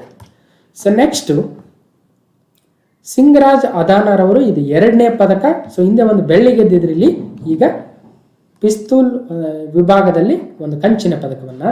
ಅರವಿಂದರ್ ಸಿಂಗ್ ಅಗೇನ್ ಆರ್ಚರಿಯಲ್ಲಿ ಬಿಲ್ಲುಗಾರಿಕೆ ವಿದ್ಯೆಯಲ್ಲಿ ಒಂದು ಬ್ರಾಂಚ್ ಮೆಡಲ್ ಅನ್ನ. ಅವನಿ ಲೇಖಾರ್ ಅವರವರು ಈಗ ಆಲ್ರೆಡಿ ಒಂದು ಚಿನ್ನದ ಪದಕವನ್ನು ಗೆದ್ದಿದ್ರು, ನೆಕ್ಸ್ಟ್ ಕಂಚಿನ ಪದಕ. ಶರದ್ ಕುಮಾರ್ ಅವರು ಕಂಚಿನ ಪದಕ ಹೈ ಜಂಪ್ ಅಲ್ಲಿ. ಸುಂದರ್ ಸಿಂಗ್ ಗುರ್ಜಾರ್ ಅವರು ಜಾವ್ಲಿನ್ ಥ್ರೋದಲ್ಲಿ ಕಂಚಿನ ಪದಕ. ಮನೋಜ್ ಸರ್ಕಾರ್ ಅವರು ಬ್ಯಾಡ್ಮಿಂಟನ್ ಮೆನ್ ಸಿಂಗಲ್ಸ್ ಅಲ್ಲಿ ಕಂಚಿನ ಪದಕ. ಹೀಗೆ ಒಟ್ಟು 1, 2, 3, 4, 5, 6. ಸೊ 8 ಬೆಳ್ಳಿ, 6 ಕಂಚು, 5 ಬಂಗಾರ. 8 × 14, 5 19. ಒಟ್ಟು 19 ಪದಕಗಳನ್ನು ಭಾರತ ಈ ಒಂದು ಒಲಿಂಪಿಕ್ಸ್ ಅಲ್ಲಿ ಗೆದ್ದಿದೆ. ಇನ್ನೊಂದು ವಿಶೇಷ, ಅವನಿ ಲೇಖಾರರವರಿಗೆ 2 ಪದಕಗಳು, ಒಂದು ಗೋಲ್ಡ್, ಇನ್ನೊಂದು ಬ್ರಾಂಚ್ ಅಂದ್ರೆ ಕಂಚಿನ ಪದಕ. ಸಿಂಗರಾಜ್ ಅದಾನರವರಿಗೂ ಕೂಡ 1 ಬೆಳ್ಳಿ, ಇನ್ನೊಂದು ಕಂಚಿನ ಪದಕ. ಸೊ ಕೇಳ್ಬೋದು ಯಾರ್ಯಾರು 2 ಪದಕಗಳನ್ನು ಗೆದ್ದಿದ್ದಾರೆ ಅಂದ್ರೆ ಅವನಿ ಲೇಖಾರ ಮತ್ತು ಸಿಂಗರಾಜ್ ಅದಾನ. ಮತ್ತು ಪದಕವನ್ನು ಗೆದ್ದಿರ್ತಕ್ಕಂಥ ಮತ್ತು ಮೊದಲ IAS ಆಫೀಸರ್ ಯಾರು ಅಂದ್ರೆ ಸುಹಾಸ್ ಎಲ್ ಯತಿರಾಜ್ ಅವರು. ಈ ಒಂದು ಪ್ಯಾರಾ ಒಲಿಂಪಿಕ್ಸ್ ಅಲ್ಲಿ ಪದಕವನ್ನು ಗೆದ್ದಿರ್ತಕ್ಕಂಥ ಕನ್ನಡದವರು ಯಾರು ಅಂದ್ರೆ ಸುಹಾಸ್ ಎಲ್ ಯತಿರಾಜರವರು. ಅವೆಲ್ಲವನ್ನ ನೆನ್ಪಿಡ್ಬೇಕು. ಓಕೆ, ನೋಡಿ ಟೀಮ್ ಇಂಡಿಯಾ ಸೂಪರ್ ಶೋ ಇವೆಲ್ಲ ಪೇಪರ್ ಕಟ್ಟಿಂಗ್ಸ್ ಏನು ಹಾಕಿದ್ದೀನಿ, ಆಲ್ರೆಡಿ ನಾವು ನೋಡಿದ್ದೀವಿ. ಭವಾನಿ ಬೆನ್ ರವರು ಬೆಳ್ಳಿ ಪದಕ ಗೆದ್ದಿದ್ರು. ನಿಷಾದ್ ರವರು ನಮ್ಮ ಸ್ಪೋರ್ಟ್ಸ್ ಡೇ ಆಗಿರ್ತಕ್ಕಂಥ ಆಗಸ್ಟ್ 29ನೇ ದಿನನೇ 2 ಪದಕ ಬಂದಿದ್ವು, 2 ಬೆಳ್ಳಿ ಪದಕಗಳು ಬಂದಿದ್ವು. ಅದಾದ್ಮೇಲೆ ಮತ್ತೆ ಶೂಟಿಂಗಲ್ಲಿ ಚಿನ್ನ ಬಂತು, ಹಲವಾರು ವಿಭಾಗಗಳಲ್ಲಿ ಪದಕ ಬರ್ತಾ ಹೋದ್ವು. ನೋಡಿ ತಂಗವೇಲು ಅವರು ಮತ್ತೆ ಬೆಳ್ಳಿ ಪದಕವನ್ನು ಗೆದ್ದುಕೊಟ್ಟಿದ್ರು. ಅದಾದ್ಮೇಲೆ ನೋಡಿ ಮತ್ತಷ್ಟು ಪದಕಗಳು ಬಂದವು, 13 ಪದಕ ಆಯಿತು. ನಂತರ ದಿನಗಳಲ್ಲಿ ಒಟ್ಟು 19 ಪದಕವನ್ನು ಗೆದ್ದಂತಾಯಿತು. ಸುಹಾಸ್ ಮಹಾರಾಜ್ಗೆ ಬೆಳ್ಳಿ ಕಿರೀಟ. ನೋಡಿ ಉತ್ತರ ಪ್ರದೇಶದ ನಾಯ್ಡಾ ಜಿಲ್ಲಾಧಿಕಾರಿ ಆಗಿರ್ತಕ್ಕಂಥ ಹೆಮ್ಮೆಯ ಕನ್ನಡಿಗ ಸುಹಾಸ್ ಯತಿರಾಜ್ ಬ್ಯಾಡ್ಮಿಂಟನ್ ವಿಭಾಗದಲ್ಲಿ ಬೆಳ್ಳಿಯ ಪದಕವನ್ನು ಗೆಲ್ಲುವ ಮೂಲಕ ನಾಡಿನ ಕೀರ್ತಿಯನ್ನು ಜಗತ್ತಿನೆಲ್ಲೆಡೆ ಪಸರಿಸಿದ್ದಾರೆ. ಒಲಿಂಪಿಕ್ಸ್ನಲ್ಲಿ ಪದಕ ಗೆದ್ದ ಮೊದಲ IAS ಅಧಿಕಾರಿ ಎಂಬ ಗೌರವಕ್ಕೂ ಪಾತ್ರರಾಗಿದ್ದಾರೆ ಸುಹಾಸ್ ಅವರು. ನೆಕ್ಸ್ಟ್ ಕ್ವಶನ್, ರಾಷ್ಟ್ರೀಯ ಶಿಕ್ಷಕರ ದಿನ 2021 ನ್ಯಾಷನಲ್ ಟೀಚರ್ಸ್ ಡೇ ಆಗುತ್ತೆ. ನಮಗೆಲ್ಲ ಗೊತ್ತಿದೆ, ನೀವು ಕೂಡ ಬಹಳ ಜನ ನನಗೆ ವಿಶ್ ಮಾಡಿದ್ರಿ. ಸೊ ಮತ್ತೊಮ್ಮೆ ಧನ್ಯವಾದಗಳು. ಸೊ ನೋಡಿ ಸೆಪ್ಟೆಂಬರ್ 5 ನಾವು ನಮ್ಮ ದೇಶದಲ್ಲಿ ರಾಷ್ಟ್ರೀಯ ಶಿಕ್ಷಕರ ದಿನವಾಗಿ ಆಚರಣೆ ಮಾಡ್ತೀವಿ. ಕಾರಣ ನಮಗೆಲ್ಲ ಗೊತ್ತಿದೆ. ನೋಡಿ ಭಾರತದ ಮೊದಲ ಉಪರಾಷ್ಟ್ರಪತಿಗಳು ಮತ್ತು ಭಾರತ ಗಣರಾಜ್ಯದ 2ನೇ ರಾಷ್ಟ್ರಪತಿಗಳು ಶಿಕ್ಷಣ ತಜ್ಞರು ಆಗಿರ್ತಕ್ಕಂಥ ಡಾಕ್ಟರ್ ಸರ್ವಪಲ್ಲಿ ರಾಧಾಕೃಷ್ಣನ್ ಅವರ ಜನ್ಮ ದಿನಾಚರಣೆಯ ನೆನಪಿಗಾಗಿ ನಾವು ಪ್ರತಿ ವರ್ಷ ಸೆಪ್ಟೆಂಬರ್ 5 ಶಿಕ್ಷಕರ ದಿನ ಟೀಚರ್ಸ್ ಡೇ ಅಂತ ಆಚರಣೆ ಮಾಡ್ತೀವಿ. 1888 ಸೆಪ್ಟೆಂಬರ್ 5 ರಾಧಾಕೃಷ್ಣನ್ ಅವರು ಜನಿಸಿದ್ರು. ಓಕೆ, ನೋಡಿ ಹ್ಯಾಪಿ ಟೀಚರ್ಸ್ ಡೇ 2021 ಆಗಬೇಕಿತ್ತು. True teachers are those who help us think for our selves ಅಂತ. ಓಕೆ, ಇನ್ನು ವರ್ಲ್ಡ್ ಟೀಚರ್ಸ್ ಡೇ ಯಾವತ್ತು ಆಚರಣೆ ಮಾಡ್ತೀವಿ ಅಂತ ಒಂದು ನೋಟ್ ಮಾಡ್ಕೊಂಡ್ಬಿಡೋಣ. 1994ರಿಂದ 5 ಅಕ್ಟೋಬರ್. ನೋಡಿ 5 ಸೆಪ್ಟೆಂಬರು ನಮ್ಮ ರಾಷ್ಟ್ರದಲ್ಲಿ ನಾವು ರಾಷ್ಟ್ರೀಯ ಶಿಕ್ಷಕರ ದಿನ ಅಂತ, ಅದೇ 5 ಅಕ್ಟೋಬರು ಇಡೀ ಪ್ರಪಂಚದಲ್ಲಿ ವರ್ಲ್ಡ್ ಟೀಚರ್ಸ್ ಡೇ ಆಗಿ ಆಚರಣೆ ಮಾಡ್ತಾರೆ. ಸೊ ಇಷ್ಟು ತಿಳ್ಕೊಳ್ಳೋಣ. ನೆಕ್ಸ್ಟ್ ಅಂತಾರಾಷ್ಟ್ರೀಯ ಸಾಕ್ಷರತಾ ದಿನ 2021. So international literacy day 2021 September 8 ಆಚರಣೆ ಮಾಡ್ತೀವಿ, ಇಂಟರ್ನ್ಯಾಷನಲ್ ಲಿಟ್ರಸಿ ಡೇ. ಓಕೆ, ನೋಡಿ ವ್ಯಕ್ತಿಗಳು, ಸಮುದಾಯಗಳು ಮತ್ತು ಸಮಾಜಗಳಿಗೆ ಸಾಕ್ಷರತೆಯ ಮಹತ್ವವನ್ನು ಸಾರುವ ಉದ್ದೇಶದಿಂದ ಪ್ರತಿ ವರ್ಷ ಸೆಪ್ಟೆಂಬರ್ 8 ನಾವು ಅಂತಾರಾಷ್ಟ್ರೀಯ ಸಾಕ್ಷರತಾ ದಿನ, ಇಂಟರ್ನ್ಯಾಷನಲ್ ಲಿಟ್ರಸಿ ಡೇ ಅಂತ ಆಚರಣೆ ಮಾಡ್ತೀವಿ. ಈ ವರ್ಷದ ಥೀಮ್ ಏನಂದ್ರೆ literacy for human centred recovery, narrowing the digital divide. ನೋಡಿ literacy for human centred recovery, narrowing the digital divide ಅಂತಕ್ಕಂಥದ್ದು ಸೆಪ್ಟೆಂಬರ್ 8 ಆಚರಣೆ ಮಾಡುವ ಲಿಟ್ರಸಿ ಡೇ ಅಥವಾ ಇಂಟರ್ನ್ಯಾಷನಲ್ ಲಿಟ್ರಸಿ ಡೇ 2021 ಥೀಮ್ ಆಗುತ್ತೆ. Narrowing the digital divide. ಇವತ್ತೇನಾಗಿದೆ, ಡಿಜಿಟಲ್ ಡಿವೈಡ್ ಆಗಬಾರ್ದು, ಎಲ್ರಿಗೂ ಈ ಒಂದು ಡಿಜಿಟೈಸೇಷನ್ ಅನುಕೂಲ ದೊರಕಬೇಕು ಅನ್ನೋ ಉದ್ದೇಶವನ್ನು ಇಟ್ಕೊಂಡು ಎಲ್ಲರನ್ನ ಡಿಜಿಟಲ್ ಲಿಟ್ರಸಿ ಕಡೆ ನಾವು ಕರ್ಕೊಂಡು ಹೋಗ್ಬೇಕು. ಬರೀ ಅಕ್ಷರ ಬಂದರೆ ಸಾಕಾಗಲ್ಲ, ಬದಲಾಗಿ ಟೆಕ್ನಾಲಜಿ ಕೂಡ ಗೊತ್ತಾಗಬೇಕು ಅನ್ನೋದು ಇದರ ಉದ್ದೇಶ ಆಗುತ್ತೆ. ಓಕೆ, ನೆಕ್ಸ್ಟು ಭಾಳ ಇಂಪಾರ್ಟೆಂಟು, ಭಾಳ ಸುದ್ದಿಲಿತ್ತು, ಧಾರವಾಡಿ ಎಮ್ಮೆ ತಳಿಗೆ ರಾಷ್ಟ್ರೀಯ ಮಾನ್ಯತೆ. ನೋಡಿ ಧಾರವಾಡಿ ಎಮ್ಮೆ ಅಂದರೆ ಧಾರವಾಡದಲ್ಲಿ ಬರ್ತಕ್ಕಂಥದ್ದು. ಈ ಒಂದು ತಳಿಗೆ ರಾಷ್ಟ್ರೀಯ ಮಾನ್ಯತೆ ಸಿಕ್ಕಿದೆ. ನೋಡಿ ಪೇಡ, ಕುಂದ, ಕರದಂಟು, ಸಿಹಿ ತಿನಿಸಿಗೆ ರುಚಿ ಹೆಚ್ಚಿಸುವ ಎಮ್ಮೆಗೆ ಮನ್ನಣೆ. ಓಕೆ, ಯಾವ ಹಾಲಿನಿಂದ ಮಾಡ್ತಾರೆ ಅಂದರೆ ಈ ಧಾರವಾಡಿ ತಳಿಯ ಹಾಲಿನಿಂದ ಮಾಡಿರ್ತಕ್ಕಂಥ ಧಾರವಾಡ ಪೇಡ, ಇನ್ನು ಬೆಳಗಾವಿ ಕುಂದ, ಗೋಕಾಕ್ ಕರದಂಟು ಇವೆಲ್ಲ ಈ ಒಂದು ಹಾಲನ್ನು ಬಳಸ್ತಾರೆ ಅಂತ ಇದ್ರಿಂದ ಗೊತ್ತಾಗ್ತಾ ಇದೆ. ಕೃತಕ ಗರ್ಭಧಾರಣ ಭಾರತಕ್ಕೆ ಕಾಲಿಟ್ಟು 60 ವರ್ಷಗಳ ನಂತರವೂ ತಳಿ ಶುದ್ಧತೆ ಕಾಪಾಡಿಕೊಂಡಿರುವ ಧಾರವಾಡಿ ಎಮ್ಮೆ ತಳಿಗೆ ಕೊನೆಗೂ ರಾಷ್ಟ್ರೀಯ ಮಾನ್ಯತೆ ದೊರೆತಿದೆ. ನವದೆಹಲಿಯ ಭಾರತೀಯ ಕೃಷಿ ಅನುಸಂಧಾನ ಪರಿಷತ್ನ ನವದೆಹಲಿಯಲ್ಲಿರ್ತಕ್ಕಂಥ ಭಾರತೀಯ ಕೃಷಿ ಅನುಸಂಧಾನ ಪರಿಷತ್ತು ಈ ಒಂದು ಪಶುಸಂಗೋಪನಾ ವಿಭಾಗವು ಇತ್ತೀಚೆಗೆ ನಡೆಸಿದ ಸಭೆಯಲ್ಲಿ ರಾಜ್ಯದ ಧಾರವಾಡಿ ತಳಿ ಎಮ್ಮೆಗೆ ಇಂಡಿಯಾ ಬಫೆಲೋ ಸಮ್ ನಂಬರ್ ಕೊಟ್ಟಿದ್ದಾರೆ, ನೀಡುವ ಮೂಲಕ ಈ ಒಂದು ಮಾನ್ಯತೆಯನ್ನು ನೀಡಿದೆ. ಹಾಗಾಗಿ ಇದು ಈ ಒಂದು ಮಾನ್ಯತೆಯನ್ನು ಪಡೆದಿರತಕ್ಕಂಥ ದೇಶದ 18ನೇ ಎಮ್ಮೆ ತಳಿಯಾಗುತ್ತೆ ನಮ್ಮ ಧಾರವಾಡಿ ಎಮ್ಮೆ ತಳಿ. ಓಕೆ, ಇನ್ನು 1970ರಿಂದ ಪ್ರಯತ್ನ ಮಾಡ್ತಾ ಇದ್ರು, ಇವಾಗ ಸಿಕ್ಕಿದೆ ಅಂತಕ್ಕಂಥದ್ದು ಗಮನಿಸಬೇಕು. ಓಕೆ, ಒಟ್ಟು ದೇಶದಲ್ಲಿ ಈ ಒಂದು ಮಾನ್ಯತೆಯನ್ನು ಪಡೆದಿರತಕ್ಕಂಥ 18 ಎಮ್ಮೆ ತಳಿಗಳ ಸಾಲಿಗೆ ಈಗ ಧಾರವಾಡಿ ಅಂತಕ್ಕಂಥ ಹೊಸ ತಳಿ ಸೇರ್ಪಡೆಯಾದಂತಾಯಿತು. ಓಕೆ, ಸೊ ಯಾವ ತಳಿ? ಧಾರವಾಡಿ ಎಮ್ಮೆ ತಳಿ. ಸೊ ಯಾವ ಒಂದು ಸಂಸ್ಥೆ ಇದನ್ನು ನೀಡುತ್ತೆ ಅಂದರೆ ಭಾರತೀಯ ಕೃಷಿ ಅನುಸಂಧಾನ ಪರಿಷತ್ತು. ಎಲ್ಲಿದೆ ಅದು ಅಂದರೆ ನವದೆಹಲಿಯಲ್ಲಿದೆ. ಸೊ ಧಾರವಾಡಿ ಎಮ್ಮೆ ಈ ಒಂದು ತಳಿಯನ್ನು ನೋಡ್ಬೋದು ಈ ಒಂದು ಇಮೇಜಲ್ಲಿ. ಓಕೆ, ನೆಕ್ಸ್ಟು, ರಾಜ್ಯದ ಮೊದಲ ಬಹುಶಿಸ್ತೀಯ ಮತ್ತು ನೂತನ ರಾಷ್ಟ್ರೀಯ ಶಿಕ್ಷಣ ನೀತಿಯ ಪ್ರಕಾರ ಆರಂಭವಾಗಿರ್ತಕ್ಕಂಥ ಕಾಲೇಜು ಎಲ್ಲಿ? Multidisciplinary constituent college for women becomes the first in Karnataka to be modelled around the NEP 2020. ನೋಡಿ, NEP ನ್ಯಾಷನಲ್ ಎಜುಕೇಷನ್ ಪಾಲಿಸಿ 2020 ಏನೀಗ ಅನುಷ್ಠಾನ ಮಾಡಿರ್ತಕ್ಕಂಥ ಮೊಟ್ಟ ಮೊದಲ ರಾಜ್ಯ ನಮ್ಮ ಕರ್ನಾಟಕವೇ ಆಗಿದೆ ಅಂತ ನಾವು ಇಂದಿನ ಕರೆಂಟ್ ಅಫೇರ್ಸ್ಗಳಲ್ಲಿ ಡಿಸ್ಕಸ್ ಮಾಡಿದ್ವಿ. ಆ ಒಂದು ಅಡಿಯಲ್ಲಿ ಅಂದರೆ ನೂತನ ರಾಷ್ಟ್ರೀಯ ಶಿಕ್ಷಣ ನೀತಿಯ ಅಡಿಯಲ್ಲಿ ರಾಜ್ಯದ ಮೊದಲ ಬಹುಶಿಸ್ತೀಯ ಅಂದರೆ ಮಲ್ಟಿ ಡಿಸಿಪ್ಲಿನರಿ ಒಂದು ಮಹಿಳಾ ಕಾಲೇಜನ್ನು ಕರ್ನಾಟಕದಲ್ಲಿ ಎಲ್ಲಿ ಆರಂಭ ಮಾಡಿದ್ದಾರೆ ಅನ್ನೋದು ಇಲ್ಲಿ ಕೇಳಿದರೆ, ರಾಜ್ಯದ ಪ್ರಪ್ರಥಮ ಬಹುಶಿಸ್ತೀಯ ಪಠ್ಯಕ್ರಮದ ಕಾಲೇಜು ಆರಂಭವಾಗ್ತಾ ಇದೆ. ನೋಡಿ, ರಾಷ್ಟ್ರೀಯ ಶಿಕ್ಷಣ ನೀತಿ ಅಡಿಯಲ್ಲಿ ಬೆಂಗಳೂರು ನಗರ ವಿಶ್ವವಿದ್ಯಾಲಯದ ವ್ಯಾಪ್ತಿಯಲ್ಲಿ ಸ್ಥಾಪಿಸಲಾಗಿರುವ ರಾಜ್ಯದ ಮೊದಲ ಬಹುಶಿಸ್ತೀಯ ಕಲಿಕೆಯ ಮಹಿಳಾ ಪದವಿ ಕಾಲೇಜನ್ನು ಆರಂಭಿಸಲಾಯಿತು. ಎಲ್ಲಿ ಅಂದರೆ ಮಲ್ಲೇಶ್ವರಮಲ್ಲಿ. ಓಕೆ, ಸೊ ಬೆಂಗಳೂರಿನ ಮಲ್ಲೇಶ್ವರಮಲ್ಲಿ ಈ ಒಂದು ಮಹಿಳಾ ಕಾಲೇಜು ಆರಂಭ ಆಗ್ತಾ ಇದೆ. ಅದು ಈ ಒಂದು NEP ಮೂಲಕ NEPಯನ್ನು ಅಳವಡಿಸ್ಕೊಂಡಿರ್ತಕ್ಕಂಥ ಮೊಟ್ಟ ಮೊದಲ ಮತ್ತು ಅದನ್ನು ಅಳವಡಿಸಿ ಸ್ಥಾಪನೆ ಮಾಡಿರ್ತಕ್ಕಂಥ ಮೊಟ್ಟ ಮೊದಲ ಕಾಲೇಜ್ ಆಗುತ್ತೆ ಮಹಿಳಾ ಪದವಿ ಕಾಲೇಜು ಬೆಂಗಳೂರಿನ ಮಲ್ಲೇಶ್ವರಮಲ್ಲಿ. ಸೊ ಇಷ್ಟು ಇದ್ರ ಬಗ್ಗೆ ತಿಳ್ಕೋಬೇಕು. ಇನ್ನು NEP ಬಗ್ಗೆ ನೋಡಿ, ಈಗ ನೀವೆಲ್ಲ ಭಾಳ ಆಲ್ಮೋಸ್ಟ್ ಎಲ್ಲ ಮಾಸ್ಟರ್ ಡಿಗ್ರಿ ಓದಿರ್ತಾರೆ, ನಿಮ್ಗೆ ಗೊತ್ತಿದೆ. ನಾವು ಜನರಲ್ ಆಗಿ BCom, BA ಮತ್ತು BSc 3 ಡಿಗ್ರಿಗಳಿರ್ತವೆ. ಬೇಸಿಕ್ ಡಿಗ್ರೀಸು BBM, BBA ಅಥವಾ ಬೇರೆ BCA ಎಲ್ಲ ಕೋರ್ಸಸ್ ಇದ್ದಾವೆ. ಬೇಸಿಕ್ ಅಂದರೆ BA, BSc ಮತ್ತು BCom ಅಂತಕ್ಕಂಥ 3 ಕೋರ್ಸ್ಗಳು ಎಲ್ಲ ಡಿಗ್ರಿ ಕಾಲೇಜಲ್ಲಿ ಇರ್ತವೆ. ಸೊ BAದಲ್ಲಿ ಏನಾಗ್ತಾ ಇತ್ತು? HEP, HES ಅಂದರೆ history, economics, polity, history, economics, sociology ಅಥವಾ ಹಿಸ್ಟ್ರಿ, ಎಕನಾಮಿಕ್ಸು, ಆಪ್ಷನಲ್ ಕನ್ನಡ, ಹೀಗೆ ಹಲವಾರು ಕಾಂಬಿನೇಷನ್ಸ್ ಇದ್ವು. ಇವಾಗ ಆ ಕಾಂಬಿನೇಷನ್ಸ್ 3 ಸಬ್ಜೆಕ್ಟ್ಗಳ ಕಾಂಬಿನೇಷನ್ ಹೋಗಿ ಕೇವಲ ಯಾವುದಾದ್ರೂ 2 ಸಬ್ಜೆಕ್ಟ್ಗಳನ್ನು ಮಾತ್ರ ಚೂಸ್ ಮಾಡಬೇಕು. ಅಂದರೆ ಐದರ್ ಹಿಸ್ಟ್ರಿ, ಎಕನಾಮಿಕ್ಸು ಇಲ್ಲ ಪಾಲಿಟಿ, ಜಿಯೋಗ್ರಫಿ, ಈ ಥರ 2 ಸಬ್ಜೆಕ್ಟ್ಗಳನ್ನು ಚೂಸ್ ಮಾಡಿ 3ನೇ ಸಬ್ಜೆಕ್ಟನ್ನು ಓಪನ್ ಎಲೆಕ್ಟಿವ್ ಆಗಿ ಆಯ್ಕೆ ಮಾಡಲು ಅವಕಾಶ ನೀಡ್ತಕ್ಕಂಥ ಮತ್ತು ಬೇರೆ ಬೇರೆ ಕ್ಷೇತ್ರಗಳ ನಾಲೆಜನ್ನು ಪಡೆಯಲು ಅವಕಾಶ ನೀಡ್ತಕ್ಕಂಥ ಒಂದು ಶಿಕ್ಷಣ ನೀತಿ ಅಂದರೆ ಅದು ಹೊಸ ಶಿಕ್ಷಣ ನೀತಿ ಆಗುತ್ತೆ. ಸೊ ಭಾಳ ಒಂದು ಅಡ್ವಾಂಟೇಜಸ್ ಇದ್ದಾವೆ.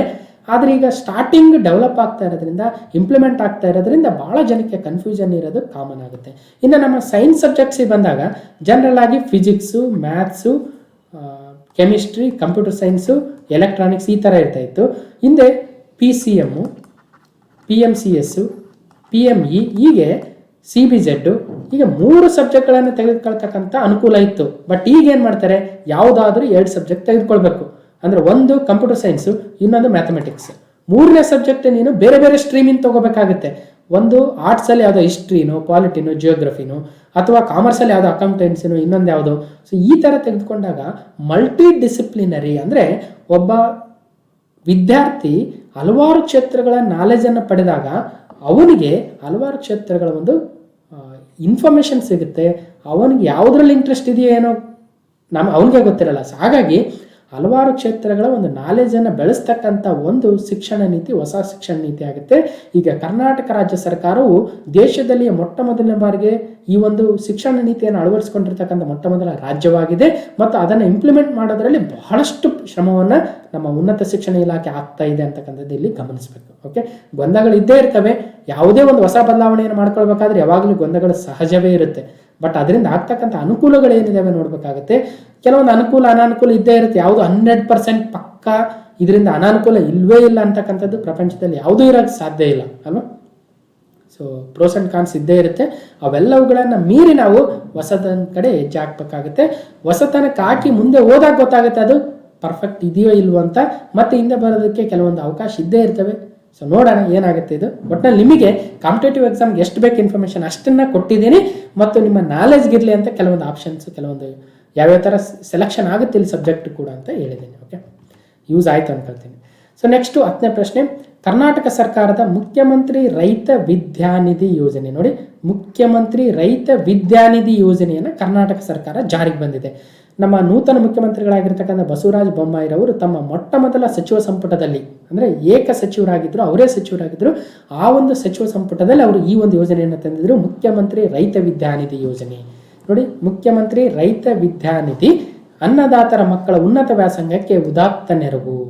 ಓಕೆ, ರಾಜ್ಯದ ರೈತಾಪಿ ಮಕ್ಕಳ ಉನ್ನತ ವ್ಯಾಸಂಗಕ್ಕೊಂದು ವರದಾನ ಈ ವಿಶಿಷ್ಟ ಕಾರ್ಯಕ್ರಮ.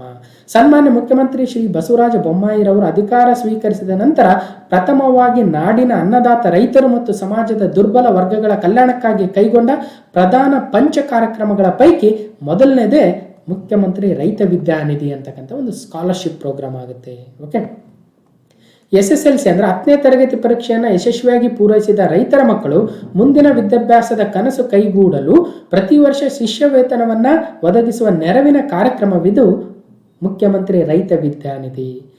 ಓಕೆ, ಸೊ ಡೈರೆಕ್ಟಾಗಿ ನಮ್ಮ ಅಕೌಂಟ್ಗಳಿಗೆ ಜಮಾ ಮಾಡ್ತಕ್ಕಂಥ ಒಂದು ಮುಖ್ಯಮಂತ್ರಿ ರೈತ ವಿದ್ಯಾನಿಧಿ ಸ್ಕಾಲರ್ಶಿಪ್ ಪ್ರೋಗ್ರಾಮ್ ಆಗುತ್ತೆ. ಎಷ್ಟೆಷ್ಟು ಕೊಡ್ತಾರೆ ನೋಡಿ, PUC ITI ಡಿಪ್ಲೊಮಾ ಓದ್ತಾ ಇದ್ರೆ ವಿದ್ಯಾರ್ಥಿಗಳಾಗಿದ್ದರೆ 2,500, ವಿದ್ಯಾರ್ಥಿನಿಯರಾಗಿದ್ದರೆ 3,000, ಅಂದರೆ 500 ರೂಪಾಯಿ ಹೆಚ್ಚಿಗೆ ಕೊಡ್ತಾರೆ. BA BSc BCom ಮತ್ತು ಇನ್ನಿತರ ಪದವಿಗಳನ್ನು ಓದ್ತಾ ಇದ್ರೆ 5,000 ರೂಪಾಯಿ ಹುಡುಗರಿಗೆ, 5,500 ರೂಪಾಯಿ ವಿದ್ಯಾರ್ಥಿನಿಯರಿಗೆ. ಇನ್ನು LLB, paramedical, B pharma, nursing ಇನ್ನಿತರ ಕೋರ್ಸ್ಗಳಿಗೆ 7,500 ರೂಪಾಯಿ ವಿದ್ಯಾರ್ಥಿಗಳಿಗೆ, 8,000 ರೂಪಾಯಿ ವಿದ್ಯಾರ್ಥಿನಿಯರಿಗೆ, 500 ರೂಪಾಯಿ ಇಲ್ಲೂ ಕೂಡ ವಿದ್ಯಾರ್ಥಿನಿಯರಿಗೆ. ಅಂದರೆ ಮಹಿಳೆಯರಿಗೆ ಸ್ವಲ್ಪ ಜಾಸ್ತಿ ಪ್ರಿಫರೆನ್ಸನ್ನು ಸರ್ಕಾರ ಕೊಡ್ತಾ ಇದೆ, ಎಲ್ಲರೂ ಕೊಡಲೇಬೇಕು ಕೂಡ. Okay, next MBBS, BE, BTech ಮತ್ತು ಎಲ್ಲ ಸ್ನಾತಕೋತ್ತರ ಪದವಿಗಳಿಗೆ ನೋಡಿ 10,000 ರೂಪಾಯಿ ಹುಡುಗರಿಗೆ, 11,000 ರೂಪಾಯಿ ಹುಡುಗರಿಗೆ, ಇಲ್ಲಿ 1,000 ರೂಪಾಯಿ ಹೆಚ್ಚಿಗೆ ಕೊಡ್ತಾ ಇದ್ದಾರೆ. ಸೊ ಇಷ್ಟನ್ನು ತಿಳ್ಕೊಳ್ಳೋಣ. ಒಟ್ಟಲ್ಲಿ ಕಾಂಪಿಟೇಟಿವ್ ಎಕ್ಸಾಮ್ಗೆ ಏನು ಬೇಕು ಅಂತ ಇಲ್ಲಿ ಗೊತ್ತಾಯಿತು. ಮುಖ್ಯಮಂತ್ರಿ ರೈತ ವಿದ್ಯಾನಿಧಿ ಮುಖ್ಯಮಂತ್ರಿಗಳು ತಮ್ಮ ಮೊದಲ ಸಚಿವ ಸಂಪುಟದಲ್ಲಿ ಅನೌನ್ಸ್ ಮಾಡಿರ್ತಕ್ಕಂಥದ್ದು. ಕೆಲವೊಂದ್ಸಲ ಏನು ಮಾಡಿಬಿಡ್ತಾರೆ, ಸ್ಟೇಟ್ಮೆಂಟ್ ಕೊಟ್ಬಿಡ್ತಾರೆ. MBBS ಓದ್ತಾ ಇರೋರಿಗೆ ಈ ಒಂದು ಸ್ಕಾಲರ್ಶಿಪ್ಪಲ್ಲಿ 20,000 ಹಣವನ್ನು ಕೊಡ್ತಾರೆ ಅಂತ. ಸೊ ಇಲ್ಲಿ ಆ್ಯಕ್ಚುಲಿ 10,000 ಇದೆ, ಸಾಗ ಇದು ರಾಂಗ್ ಆಗುತ್ತೆ. ಇವೆಲ್ಲವೂ ಸೂಕ್ಷ್ಮಗಳನ್ನು ಸಹಿತ ತಿಳ್ಕೊಬೇಕಾಗುತ್ತೆ. ಓಕೆ, ಮುಂದಿನ ಪ್ರಶ್ನೆಗೆ ಹೋಗೋಣ. ಕ್ವಶನ್ ನಂಬರ್ 11, ಕ್ರಿಸ್ಟಿಯಾನೋ ರೊನಾಲ್ಡೋ ಅಂತಾರಾಷ್ಟ್ರೀಯ ಫುಟ್ಬಾಲ್ನಲ್ಲಿ ಸರ್ವಕಾಲಿಕ ಅತ್ಯಧಿಕ ಗೋಲು ಗಳಿಸಿದ ಆಟಗಾರರಾಗಿದ್ದಾರೆ. ಕ್ರಿಸ್ಟಿಯಾನೋ ರೊನಾಲ್ಡೋರವರು ಪೋರ್ಚುಗಲ್ನ ಫುಟ್ಬಾಲ್ ಆಟಗಾರ. ಓಕೆ, ನೋಡಿ, Cristiano Ronaldo becomes the all time highest goal scorer in international football. ನೋಡಿ, ಇಂಟರ್ನ್ಯಾಷನಲ್ ಮ್ಯಾಚ್ಗಳಲ್ಲಿ ಮಾತ್ರ ಇದನ್ನು ಕನ್ಸಿಡರ್ ಮಾಡಬೇಕು. ಸೊ ಇಂಟರ್ನ್ಯಾಷನಲ್ ಮ್ಯಾಚ್ಗಳಲ್ಲಿ ಅತ್ಯಧಿಕ ಗೋಲುಗಳನ್ನು ಗಳಿಸಿರ್ತಕ್ಕಂಥ ಒಬ್ಬ ಆಟಗಾರ ಯಾರು ಅಂದರೆ ಕ್ರಿಸ್ಟಿಯಾನೋ ರೊನಾಲ್ಡೋರವರು. ನೋಡಿ, ಪೋರ್ಚುಗಲ್ ತಂಡದ ಕ್ರಿಸ್ಟಿಯಾನೋ ರೊನಾಲ್ಡೋ ದಾಖಲೆಯನ್ನು ಮಾಡಿದ್ದಾರೆ. ಅಂತಾರಾಷ್ಟ್ರೀಯ ಫುಟ್ಬಾಲ್ನಲ್ಲಿ ಮತ್ತೊಂದು ದಾಖಲೆ ನಿರ್ಮಿಸಿದರೂ ಅತಿ ಹೆಚ್ಚು ಗೋಲು ಗಳಿಸಿದ ಆಟಗಾರರಾದರು. ಸೊ ಯಾರ್ಯಾರು ಹಾಗಾದರೆ ಲಿಸ್ಟಲ್ಲಿ ನೋಡ್ತಾ ಹೋಗೋಣ. ಕ್ರಿಸ್ಟಿಯಾನೋ ರೊನಾಲ್ಡೋ ಪೋರ್ಚುಗಲ್ ಅವರು 180 ಅಂತಾರಾಷ್ಟ್ರೀಯ ಪಂದ್ಯಗಳಲ್ಲಿ 111 ಗೋಲುಗಳನ್ನು ಗಳಿಸುವ ಮೂಲಕ ಅಂತಾರಾಷ್ಟ್ರೀಯ ಪಂದ್ಯಗಳಲ್ಲಿ ಅತಿ ಹೆಚ್ಚು ಗೋಲುಗಳನ್ನು ಗಳಿಸಿರ್ತಕ್ಕಂಥ ಆಟಗಾರರಾಗಿ ಹೊರಹೊಮ್ಮಿದ್ದಾರೆ ಕ್ರಿಸ್ಟಿಯಾನೋ ರೊನಾಲ್ಡೋರವರು. ಇನ್ನು 2ನೇ ಸ್ಥಾನದಲ್ಲಿ ಇರಾನ್ನ ಆಲಿ ಡಾಯಿರ್ ಅವರಿದ್ದರು. ಆ್ಯಕ್ಚುಲಿ ಅವರೇ ಮೊದಲನೇ ಸ್ಥಾನದಲ್ಲಿದ್ದರು. ಈಗ ಅವ್ರನ್ನ ಮೀರಿ ಕ್ರಿಸ್ಟಿಯಾನೋ ರೊನಾಲ್ಡೋರವರು ಅತ್ಯಧಿಕ ಗೋಲುಗಳನ್ನು ಗಳಿಸಿದ ಆಟಗಾರ ಆಗ್ತಾ ಇದ್ದಾರೆ. ಓಕೆ, ಸೊ ಇಷ್ಟು ನೆನ್ಪಿಡಬೇಕು. ಇನ್ನು ಫುಟ್ಬಾಲ್ನ ದಂತಕತೆ ಪೀಲೆ ಕೂಡ ಇದ್ದಾರೆ ನೋಡಿ, 92 ಮ್ಯಾಚ್ಗಳಲ್ಲಿ 77 ಗೋಲುಗಳನ್ನು ಗಳಿಸಿದ್ರು. ಓಕೆ, ಸೊ ನೆಕ್ಸ್ಟ್ ಮುಂದೆ ಹೋಗೋಣ. ಸಚಿನ್ ತೆಂಡೂಲ್ಕರ್ ಅವರ ದಾಖಲೆಯನ್ನು ಮುರಿದ ವಿರಾಟ್ ಕೊಹ್ಲಿ 23,000 ಅಂತಾರಾಷ್ಟ್ರೀಯ ರನ್ ಗಳಿಸಿದ ಅತಿ ವೇಗದ ಆಟಗಾರ. ನೋಡಿ, 23,000 ಇಂಟರ್ನ್ಯಾಷನಲ್ ರನ್ಸ್, ಫಾಸ್ಟೆಸ್ಟ್ ಅಂದರೆ ಅತಿ ವೇಗವಾಗಿ ಕಡಿಮೆ ಪಂದ್ಯಗಳಲ್ಲಿ 23,000 ರನ್ಗಳನ್ನು ಗಳಿಸಿರ್ತಕ್ಕಂಥವ್ರು ಈಗ ವಿರಾಟ್ ಕೊಹ್ಲಿ ಆಗ್ತಾ ಇದ್ದಾರೆ. ಹಿಂದೆ ಸಚಿನ್ ತೆಂಡೂಲ್ಕರ್ ಅವರಿದ್ದರು. ಸೊ ಎಷ್ಟು ಏನಂತ ನೋಡೋಣ. ನೋಡಿ, ವೇಗವಾಗಿ 23,000 ರನ್ ಗಳಿಸಿದವರು ಸಚಿನ್ ದಾಖಲೆ ಮೀರಿದ ವಿರಾಟ್ ಕೊಹ್ಲಿರವರು 490 ಇನ್ನಿಂಗ್ಸ್ಗಳಲ್ಲಿ 23,000 ರನ್. ನೋಡಿ, 23,000 ರನ್ಗಳನ್ನು 490 ಇನ್ನಿಂಗ್ಸ್ಗಳಲ್ಲಿ. 490 ಇನ್ನಿಂಗ್ಸ್ ಅಂದರೆ ಇದರಲ್ಲಿ ನೋಡಿ ಟೆಸ್ಟ್ ಬರುತ್ತೆ, ಒನ್ ಡೇ ಕೂಡ ಇನ್ಕ್ಲೂಡ್ ಆಗುತ್ತೆ, ಮತ್ತು T20 ಇಂಟರ್ನ್ಯಾಷನಲ್ ಕ್ರಿಕೆಟ್. ಇಂಟರ್ನ್ಯಾಷನಲ್ ಮಾತ್ರ ಇಲ್ಲಿ, T20 ಎಲ್ಲ ಸೇರಿಸ್ಕೊಳ್ಳಲ್ಲ. ಇದ್ಯಾವುದು ನಮ್ಮ IPL ಎಲ್ಲ ಸೇರಲ್ಲ, ಒನ್ಲಿ ಅಂತಾರಾಷ್ಟ್ರೀಯ ಪಂದ್ಯಗಳು. ನೋಡಿ, ಭಾರತ ಕ್ರಿಕೆಟ್ ತಂಡದ ನಾಯಕ ವಿರಾಟ್ ಕೊಹ್ಲಿ ಅಂತಾರಾಷ್ಟ್ರೀಯ ಕ್ರಿಕೆಟ್ನಲ್ಲಿ ವೇಗವಾಗಿ 23,000 ರನ್ಗಳ ಗಡಿ ದಾಟಿದವರ ಪಟ್ಟಿಯಲ್ಲಿ ಅಗ್ರಸ್ಥಾನಕ್ಕೇರಿದರು. ಕ್ರಿಕೆಟ್ನ 3 ಮಾದರಿಗಳಲ್ಲಿ ಅಂದರೆ ಟೆಸ್ಟು, ಒನ್ ಡೇ ಮತ್ತು T20 ಮೂರಲ್ಲೂ 490 ಇನ್ನಿಂಗ್ಸ್ ಆಡಿ ಈ ಸಾಧನೆಯನ್ನು ಮಾಡಿದ್ದಾರೆ. ಅವರು ಸಚಿನ್ ತೆಂಡೂಲ್ಕರ್ ಅವರ ಸಾಧನೆಯನ್ನು ಮೀರಿ ನಿಂತರು. ಹಾಗಾದರೆ ಸಚಿನ್ ತೆಂಡೂಲ್ಕರ್ ಅವರು 522 ಇನ್ನಿಂಗ್ಸ್ ತಗೊಂಡಿದ್ರು 23,000 ರನ್ ಮಾಡೋದಕ್ಕೆ. ರಿಕಿ ಪಾಂಟಿಂಗ್ ಅವರು 544, ಜಾಕ್ ಕಾಲಿಸ್ 551, ಕುಮಾರ ಸಂಗಕ್ಕರ್ 568, ನಮ್ಮ ರಾಹುಲ್ ದ್ರಾವಿಡ್ ಅವರು 576. ಇವರೆಲ್ಲರಿಗಿಂತಲೂ ಕೇವಲ 490 ಇನ್ನಿಂಗ್ಸ್ಗಳಲ್ಲೇ 23,000 ಅಂತಾರಾಷ್ಟ್ರೀಯ ರನ್ಗಳನ್ನು ಪೇರಿಸುವ ಮುಖಾಂತರ ವಿರಾಟ್ ಕೊಹ್ಲಿರವರು ಸಚಿನ್ ಅವರ ದಾಖಲೆಯನ್ನು ಮುರಿದಿದ್ದಾರೆ. ಓಕೆ, ನೆಕ್ಸ್ಟ್ ಇನ್ನೊಂದು ಇಂಪಾರ್ಟೆಂಟ್ ಅಪ್ಡೇಟ್ ಇದೆ ನೋಡಿ. ದಕ್ಷಿಣ ಆಫ್ರಿಕಾ ಕ್ರಿಕೆಟ್ನ ಅದ್ಭುತ ಬೌಲರ್. ದಕ್ಷಿಣ ಆಫ್ರಿಕಾ ಯಾಕೆ ಇಡೀ ನಮ್ಮ ಕ್ರಿಕೆಟ್ ಲೋಕದಲ್ಲಿಯೇ one of the best bowler ಅಂತಲೇ ಕರಿಬೋದು. ಒಬ್ಬ ಅದ್ಭುತ ಬೌಲರ್ ಆಗಿದ್ದಂತಹ ಡೇಲ್ ಸ್ಟೇನ್ ಅವರಿಗೆ ಕ್ರಿಕೆಟ್ನಿಂದ ನಿವೃತ್ತಿಯನ್ನು ಪಡೆದಿದ್ದಾರೆ. South Africa legend Dale Steyn announces retirement from the cricket. ಹಾಗಾದರೆ ನೀವು ಕ್ರಿಕೆಟ್ ನೋಡ್ತಾ ಇದ್ರೆ ಗೊತ್ತಿರುತ್ತೆ, ಡೇಲ್ ಸ್ಟೇನ್ ಅವರು ಭಾಳ ಒಳ್ಳೆ ಬೌಲರು. ಅಂದರೆ ಬೌಲಿಂಗ್ ಮಾಡ್ಬೇಕಂದ್ರೆ ಆ ಒಂದು ಆರ್ಮ್ ಆ್ಯಕ್ಷನ್ ಇರಬೇಕು, ಆ ಥರ ಬೌಲಿಂಗ್ ಹಾಕಬೇಕು ಅನ್ನೋದು ಸೊ ಎಲ್ರಿಗೂ ಒಂದು ಆ ಆ್ಯಕ್ಷನ್ ನೋಡಿದ್ಗಳೇ ಗೊತ್ತಾಗುತ್ತೆ, ಈಸ್ ವೆರಿ ಗುಡ್ ಬೌಲರ್ ಅಂತ. ಓಕೆ, ಡೇಲ್ ಸ್ಟೇನ್ ನಿವೃತ್ತಿ. ನೋಡಿ, ಎದೆ ಜೆಲ್ಲೆನಿಸುವ ಸ್ವಿಂಗ್ ಮತ್ತು ಕಾಲುಗುರು ಕಿತ್ತೆಗರುವಂತೆ ಯಾರ್ಕರ್ ಎಸೆಯುವಲ್ಲಿ ನಿಷ್ಣಾತರಾಗಿರುವ ದಕ್ಷಿಣ ಆಫ್ರಿಕಾದ ಸರ್ವಕಾಲಿಕ ಶ್ರೇಷ್ಠ ವೇಗದ ಬೌಲರ್ ಡೇಲ್ ಸ್ಟೇನ್ ಅವರು ಅಂತಾರಾಷ್ಟ್ರೀಯ ಕ್ರಿಕೆಟ್ಗೆ ನಿವೃತ್ತಿಯನ್ನು ಘೋಷಣೆ ಮಾಡಿದ್ದಾರೆ. ಅವರು 38 ವರ್ಷದವರು. 17 ವರ್ಷಗಳ ತಮ್ಮ ಅಂತಾರಾಷ್ಟ್ರೀಯ ಕ್ರಿಕೆಟ್ ಜೀವನದಲ್ಲಿ 93 ಟೆಸ್ಟು, 125 ಏಕದಿನ, 47 T20 ಪಂದ್ಯಗಳನ್ನಾಡಿ ನೋಡಿ 439 test wickets, 196 one day wickets, 64 T20 ವಿಕೆಟ್ಗಳನ್ನು ಗಳಿಸುವ ಮೂಲಕ ಒಬ್ಬ ಅತ್ಯದ್ಭುತ ಬೌಲರ್ ಅಂತ ಕರಿಬೋದು. ಅವರ ಸ್ವಿಂಗ್ ಬೌಲಿಂಗ್ ಅಂತೂ ಬಹಳ ಚೆನ್ನಾಗಿತ್ತು. ಈವನ್ ಯಾರ್ಕರ್ಗಳಲ್ಲಿ ಕೂಡ ಅವರು ನಿಷ್ಣಾತರಾಗಿದ್ದರು. ಡೇಲ್ ಸ್ಟೇನ್ ಅವರು ಈಗ ನಿವೃತ್ತಿ ಆಗ್ತಾ ಇದ್ದಾರೆ. ಓಕೆ, 20 ವರ್ಷಗಳ ಅಫ್ಘಾನ್ ಯುದ್ಧದಲ್ಲಿ ಅಮೆರಿಕದ ನಷ್ಟ. US ಕಂಪ್ಲೀಟ್ ಕೊಲ್ಯಾಪ್ಸ್ ಇನ್ 20 ಇಯರ್ ಅಫ್ಘಾನ್ ವಾರ್. ಅವ್ರಿಗೆ ಹೆಂಗಾಗಿದೆ ಅಂದರೆ ಅಮೆರಿಕಕ್ಕೆ ನಾವು ಅಫ್ಘಾನಿಸ್ತಾನದಲ್ಲಿ ಯಾಕಾದ್ರೂ ಯುದ್ಧ ಮಾಡೋಕೆ ಹೋದಿವೋ ತಾಲಿಬಾನ್ ವಿರುದ್ಧ ಅನ್ನಂಗಾಗಿದೆ. ಅಂದರೆ ಅಷ್ಟೊಂದು ನಷ್ಟವನ್ನು 20 ವರ್ಷಗಳಲ್ಲಿ ಅನುಭವಿಸ್ತು ಅಮೆರಿಕ ಅನ್ನೋದು ಈ ಒಂದು ಆರ್ಟಿಕಲಲ್ಲಿ ಗೊತ್ತಾಗುತ್ತೆ. ಸುದೀರ್ಘ ಯುದ್ಧಕ್ಕೆ ಭಾರೀ ಬೆಲೆ ತೆತ್ತ ಅಮೆರಿಕವು ತನ್ನ ಅತ್ಯಂತ ದೀರ್ಘವಾದ ಸೇನಾ ಕಾರ್ಯಾಚರಣೆಯನ್ನು ಮಂಗಳವಾರ ಕೊನೆಗೊಳಿಸಿದೆ. 2001ರಿಂದ 2021 ಆಗಸ್ಟ್ 31ರವರೆಗೆ ಅಫ್ಘಾನಿಸ್ತಾನದಲ್ಲಿ ತಾಲಿಬಾನಿಗಳ ವಿರುದ್ಧ ಹೋರಾಡಿದ ಅಮೆರಿಕದ ಸೈನಿಕರು ಈಗ ತಾಯಿನಾಡಿಗೆ ಮರಳಿದ್ದಾರೆ. ಅಮೆರಿಕದ ಸೈನಿಕರ ಕೊನೆಯ ತಂಡ ಮಂಗಳವಾರ ಕಾಬೂಲನ್ನು ತೊರೆದಿದೆ. ಆದರೆ 20 ವರ್ಷಗಳ ಸುದೀರ್ಘ ಸೇನಾ ಕಾರ್ಯಾಚರಣೆಯ ಪರಿಣಾಮವನ್ನು ಅಮೆರಿಕದ ಹಲವು ತಲೆಮಾರಿನ ಅಮೆರಿಕನ್ನರು ಅನುಭವಿಸಲೇಬೇಕಂತ ಅಲ್ಲಿರ್ತಕ್ಕಂಥ ತಜ್ಞರು ಕಳವಳವನ್ನು ವ್ಯಕ್ತಪಡಿಸಿದ್ದಾರೆ. ಅಂದರೆ ಮುಂದಿನ ಹಲವು ತಲೆಮಾರುಗಳವರೆಗೂ ಆ ಒಂದು ಸಾಲವನ್ನು ಅವರು ತೀರಿಸಬೇಕಾಗುತ್ತೆ. ಅಷ್ಟೊಂದು ವೆಚ್ಚವನ್ನು ಅಫ್ಘಾನಿಸ್ತಾನದಲ್ಲಿ ಮಾಡಿದೆ ಅನ್ನೋದು ಇದರಿಂದ ಗೊತ್ತಾಗುತ್ತೆ. ಓಕೆ, 20 ವರ್ಷಗಳ ಸುದೀರ್ಘ ಹೋರಾಟದಲ್ಲಿ ಸೇನಾ ಕಾರ್ಯಾಚರಣೆ, ಶಸ್ತ್ರಾಸ್ತ್ರಗಳು ಮತ್ತು ಅಫ್ಘಾನ್ನರಿಗೆ ನೆರವು ಮುಂತಾದ ರೂಪದಲ್ಲಿ ಅಮೆರಿಕವು ಲಕ್ಷಾಂತರ ಕೋಟಿ ಡಾಲರ್ನ ವೆಚ್ಚ ಮಾಡಿದೆ. ಅದರಲ್ಲಿ ಪ್ರತಿ ಡಾಲರ್ ಹಣವನ್ನು ಸಾಲದ ಮೂಲಕ ಒದಗಿಸಲಾಗಿದೆ. ಅಷ್ಟೂ ಸಾಲವು ಈಗ ಅಮೆರಿಕದ ಜನತೆಯ ಮೇಲಿದೆ. ಮುಂದಿನ 3 ತಲೆಮಾರು ಸಹ ಈ ಸಾಲದ ಹೊರೆಯನ್ನು ಹೊರಬೇಕಾಗಿದೆ. ಕೊರಿಯಾ ಯುದ್ಧ, ವಿಯೆಟ್ನಾಂ ಯುದ್ಧದ ವೆಚ್ಚವನ್ನು ಭರಿಸಲು ಅಂದಿನ ಅಮೆರಿಕ ಸರ್ಕಾರವು ವಿವಿಧ ತೆರಿಗೆಗಳನ್ನು ವಿಪರೀತ ಪ್ರಮಾಣದಲ್ಲಿ ಏರಿಕೆ ಮಾಡಿದ್ದವು.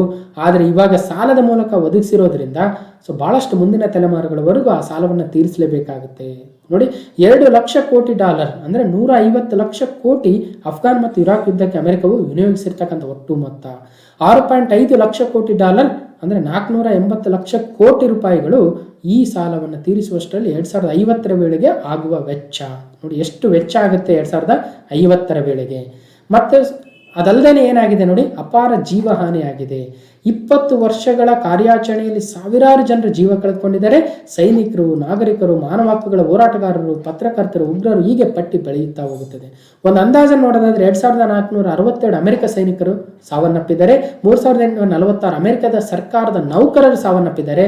66,000 ಅಫ್ಘಾನಿಸ್ತಾನ ಸೈನಿಕರು, ಪೊಲೀಸರು ಸಾವನ್ನಪ್ಪಿದ್ದಾರೆ. ನೋಡಿ ನಂಬರ್ಸ್ ಏನಿದೆ ಅಂತ. ಜೊತೆಗೆ ಬಹಳಷ್ಟು ನಾಗರಿಕರು ಕೂಡ ಇದರಲ್ಲಿ ಪ್ರಾಣವನ್ನು ಗೊತ್ತಿದೆ. ಓಕೆ, 20 ವರ್ಷಗಳ ಬದಲಾವಣೆ ಏನೇನಾಯಿತು? ಅಫ್ಘಾನಿಸ್ತಾನಕ್ಕೇನೋ ಒಳ್ಳೆ ಬದಲಾವಣೆ ಆಯಿತು ನೋಡಿ. ಮಹಿಳೆಯರ ಶಿಕ್ಷಣ, ವಿದ್ಯುತ್ ಸಂಪರ್ಕ ಮೊದಲಾದ ಕ್ಷೇತ್ರಗಳಲ್ಲಿ ಗಣನೀಯವಾಗಿರ್ತಕ್ಕಂಥ ಪರಿವರ್ತನೆಯನ್ನು ಕಂಡಿದೆ. 50% ಏನು ಅಮೆರಿಕವು ಕಾರ್ಯಾಚರಣೆ ಆರಂಭಿಸಿದ ನಂತರ ಅಫ್ಘಾನಿಸ್ತಾನದಲ್ಲಿ ಶಿಶು ಮರಣದಲ್ಲಿ ಹಲವಾರು ಒಂದು ಪರ್ಸೆಂಟೇಜ್ ಇಳಿಕೆಯನ್ನು ಕಂಡಿದೆ, 50%. ಮತ್ತು ಶಿಕ್ಷಣ ಪಡೆಯುತ್ತಿರುವ ಅಫ್ಘಾನಿಸ್ತಾನದ ಬಾಲಕಿಯರ ಮತ್ತು ಯುವತಿಯರ ಪ್ರಮಾಣ 37% ಹೆಚ್ಚಿಗೆ ಆಗಿದೆ. ವಿದ್ಯುತ್ ಸಂಪರ್ಕ ಪಡೆದಿರುವ ಕುಟುಂಬಗಳ ಪ್ರಮಾಣ 98%. ಅವಾಗ ಕೇವಲ 22% ಮಾತ್ರ ಇತ್ತು ಅಂತಕ್ಕಂಥದ್ದು. ಹೀಗಾಗಿ ಅಮೆರಿಕಕ್ಕೆ ಬಹಳ ನಷ್ಟ ಆದರೂ ಕೂಡ ಅಫ್ಘಾನಿಸ್ತಾನಕ್ಕೆ ಒಳ್ಳೆ ಲಾಭನೇ ಆಗಿದೆ ಇದರಿಂದ ಅಂತ ಗೊತ್ತಾಗ್ತಾ ಇದೆ. ಓಕೆ, ಅಫ್ಘಾನಿಸ್ತಾನವು ಕೆಳಗಿನ ಯಾವ ಸಂಘಟನೆಯ ಭಾಗವಾಗಿದೆ? ನೋಡಿ, Afghanistan is part of which of the following organisation? ನೋಡಿ, ಅಫ್ಘಾನಿಸ್ತಾನ ಸುದ್ದಿಲಿ ಇರೋದ್ರಿಂದ ಇದು ಪ್ರಶ್ನೆ ಬಹಳ ಇಂಪಾರ್ಟೆಂಟ್ ಆಗುತ್ತೆ. ಅದೇನು ಆಸಿಯಾನ್ನ ಭಾಗನ, ಸಾರ್ಕ್ನ ಭಾಗನ, ಬ್ರಿಕ್ಸ್, G7 ಅಂದರೆ ಸರಿಯಾದ ಉತ್ತರ ಸಾರ್ಕ್ನ ಭಾಗವಾಗಿದೆ ಅಫ್ಘಾನಿಸ್ತಾನ.